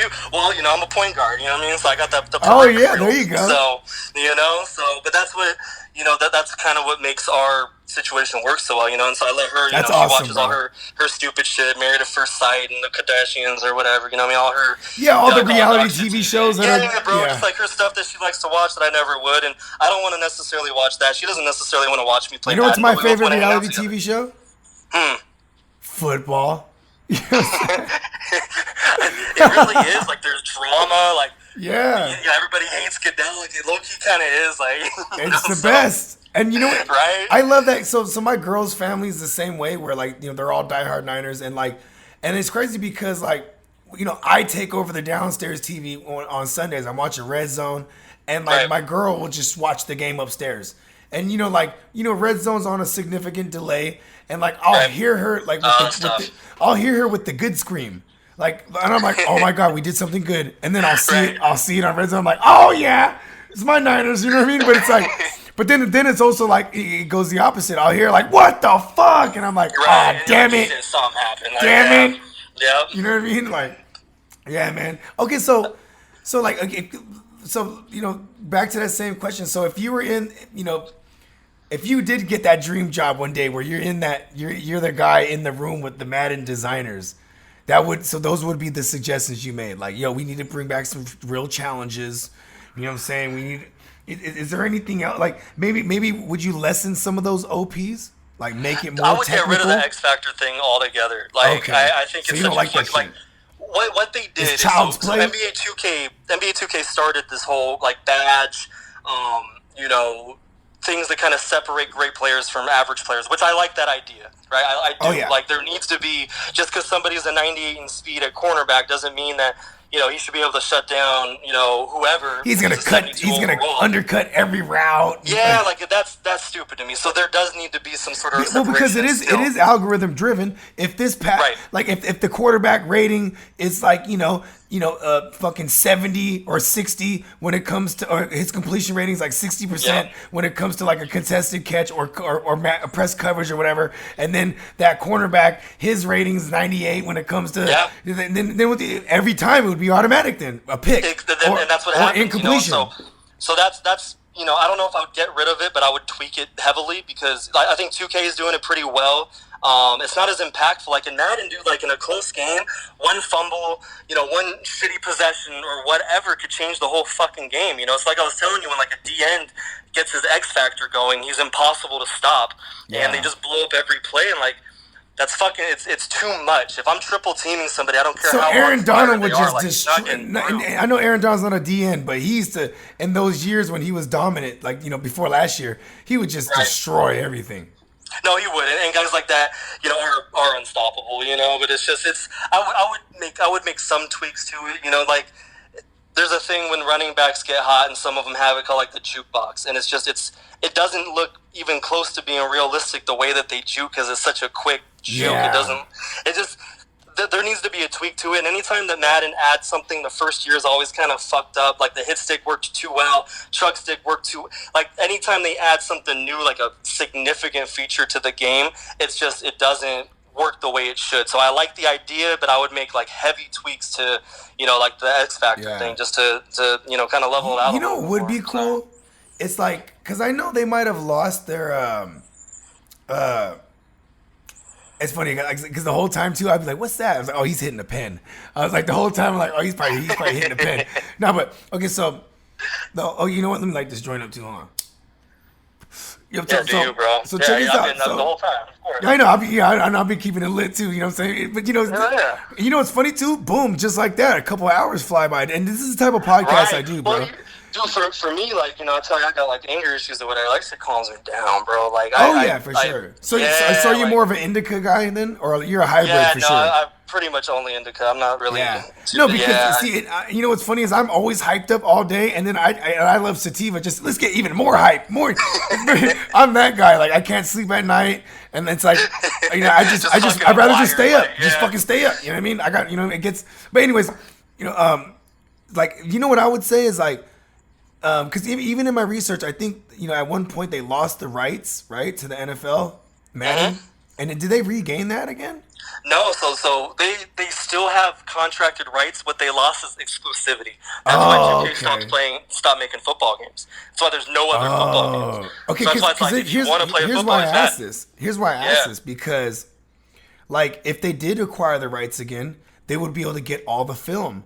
And wouldn't you think if you could just implicate all the film, you'd be able to have individual player movements, and they would be able to. That's exactly where I was going with it. Like 2K, everybody in 2K shoots the way they do in real life. In real life, yeah. And in Madden, there's no signature. It's just numbers. It's just numbers. It is. Patrick Mahomes has slinger number 5 as his throwing motion. That shit should say Patrick Mahomes.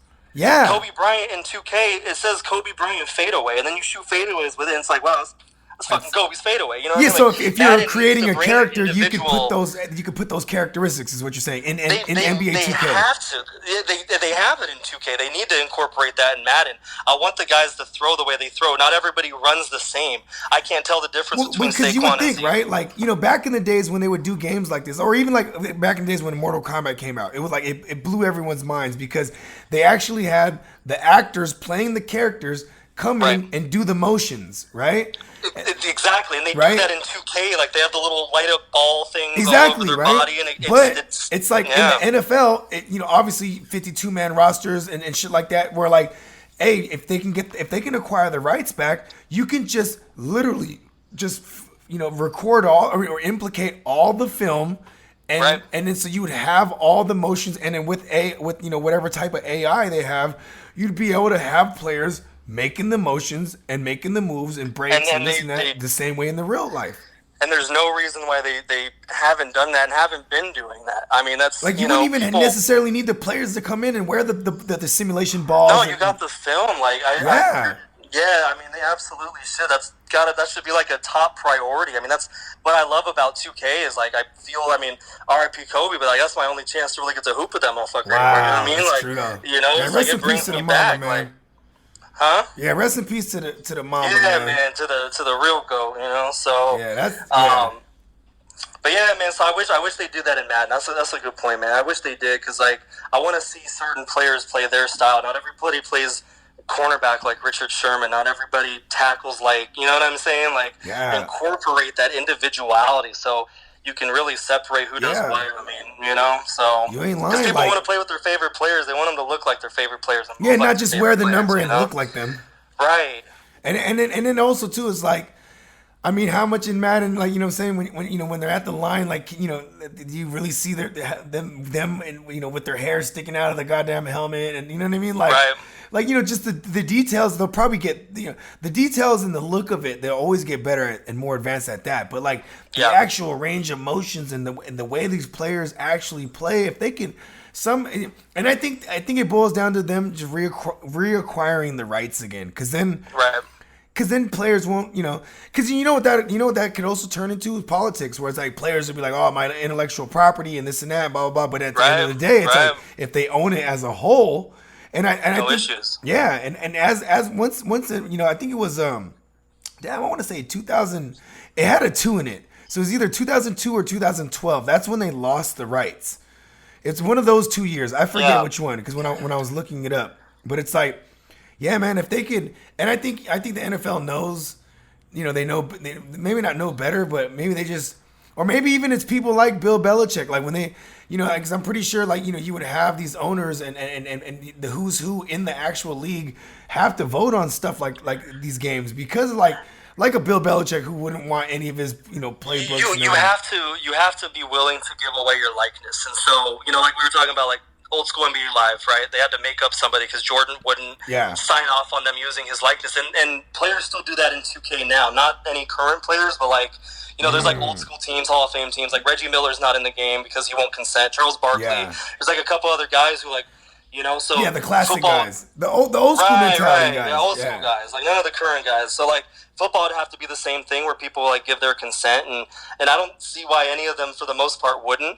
How about this? Even if they just gave them stuff on the back end of the sales, because it's one of the leading selling games every year, like the most pre-sold game. Oh, for sure. It's the number one franchise video game in the history of video games. I mean, like, you know, longevity-wise, I mean, every year everybody buys Madden. You know what I'm saying? So what I'm curious to see, so this year was the last year that they had exclusive rights to the NFL. So now 2K can start making football games again. Wow. And when 2K was making football games in the early 2000s, it was dope. They started making some traction, bro. Like they started... You know, there's still videos out there saying why 2K6 or whatever the last 2K was with Terrell Owens on the cover and was with the Eagles. They still think that 2K football game is better. So than, it was like, definitely 2002 then when they lost the rights. So for sure. Okay. So yeah, because if you said that makes sense. Yeah. So it's definitely that makes sense. Yeah. So because 2012 was way after Owens with the Eagles. Right. Wow. So now 2K, you know, 2K just shit on NBA Live as far as like the basketball games go, right? NBA Live was always the game. And over the years, 2K, a little bit better. Now it's to the point where nobody even plays NBA Live. It's only NBA 2K. Yeah. And I'm curious to see how football's going to go. Is it going to transfer all the way to 2K? Is Madden going to step its game up? I mean, it has competition now, and it hasn't had that in years, you know? So, I mean, I'm real interested to see how shit's going to work over these next couple years. Now, I'm going to get both games. I'm going to be honest with you. I'm going to give 2K a shot. I mean, you're the GOAT. You got to shit on everyone. You know what I mean? Exactly. You know what I mean? You don't be the GOAT by beating everybody in one thing. And what does the GOAT do? Dog. What's yeah, because think about what's the stereotype of a GOAT. He's going to eat up and shit everything.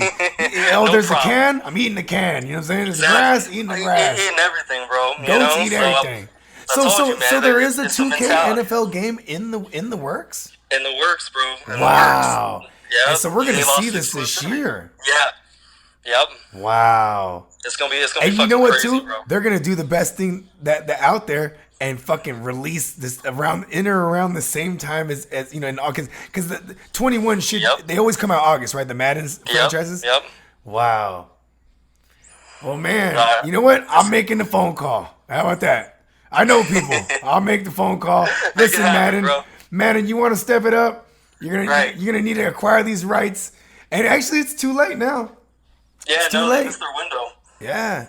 They missed their window, you know, and that's like the biggest thing missing from it. Like I said, I mean, people love 2K because they get to play with Ben Simmons moves, runs, dunks, shoots. Yeah. I can't shoot, but I mean, such it looks a like beast, Ben Simmons, bro.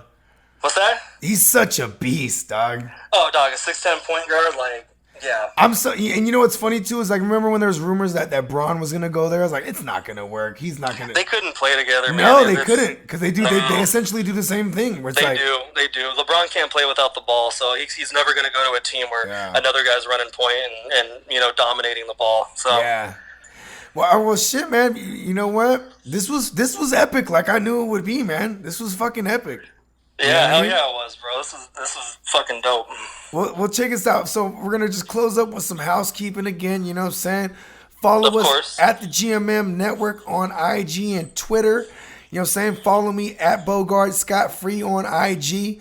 Also, be sure to fuck with our brand new sponsor, MonkeyKnifeFight.com, and use promo code RUMBOYS to get you all the way up to $50 on your first deposit, and we gonna match that joint, B.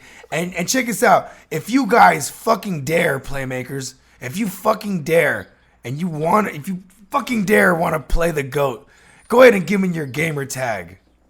Holla at me. I accept all challenges. Madden 20 GOAT League. Find me on the gram. You can study some of my plays and highlights on there before you get bodied, so you can see what it feels like in person. Playmakers, that's coach speak. Don't listen to him. He ain't gonna show you the whole thing on there. But you know what though? Hey, money's on the table, and if you want to study him, you can check out his gram. That's at Madden. One more time. I don't want to fuck that up. Madden 20 GOAT League. Madden 20 GOAT League. Will you change it when it goes to Madden 21? I'm probably going to have to. Yeah, this is the first year I started, taking all these highlights in my league to social media. So, yeah, I probably will have to update the handle at some point. So yeah, man. And go ahead and give me your gamer tag even. So my gamer tag, XXVL space the space GOAT XX. Woo! That's XX space the space GOAT. XX. Yeah, man. Legendary gamer tag. Been bodying people for 15 years on that fucking gamer tag. So love it, man. Yeah. Hey, the GOAT. It was a pleasure, man. Hey, man. I appreciate you having me on, man. Nothing but love.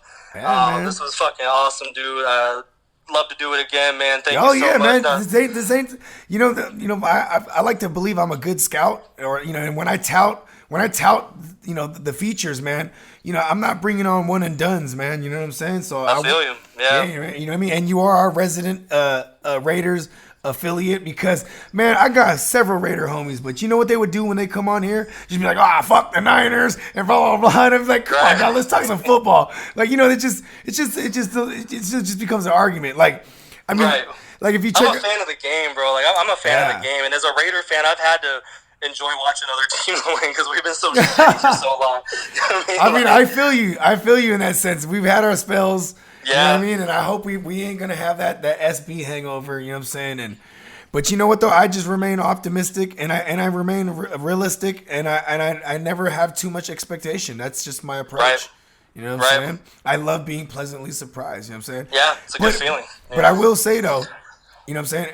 I did get my Mike Mayock on when I scouted you for this interview. I knew it was gonna be epic, bro. Yeah, hell yeah, bro. I appreciate that, man. Yeah, man. Well, shit, man. You have a good one. Be safe. We will be in contact. Family. You know what I'm saying? And, Absolutely. Man, thank you again, bro.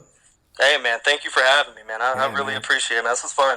Yeah, man. The beginning to a beautiful thing. You know what I mean? So. Oh yeah, man. Fuck yeah, man. Yeah. Like I said, you know what I'm saying? Now you are my Raiders affiliate, man. You're my Raiders associate. You feel me? Yep. Raiders of the South, Right? You can say the real Raiders even, right? Where they started. Now, I mean, shit, they're closer to me now than they were before, so, You know what I'm saying? Well, shit, man. Yeah. You take it easy, man. Definitely, bro. You too. Have a good night, man. For sure, man. Peace. All right, bro. Peace. For sure. Hey.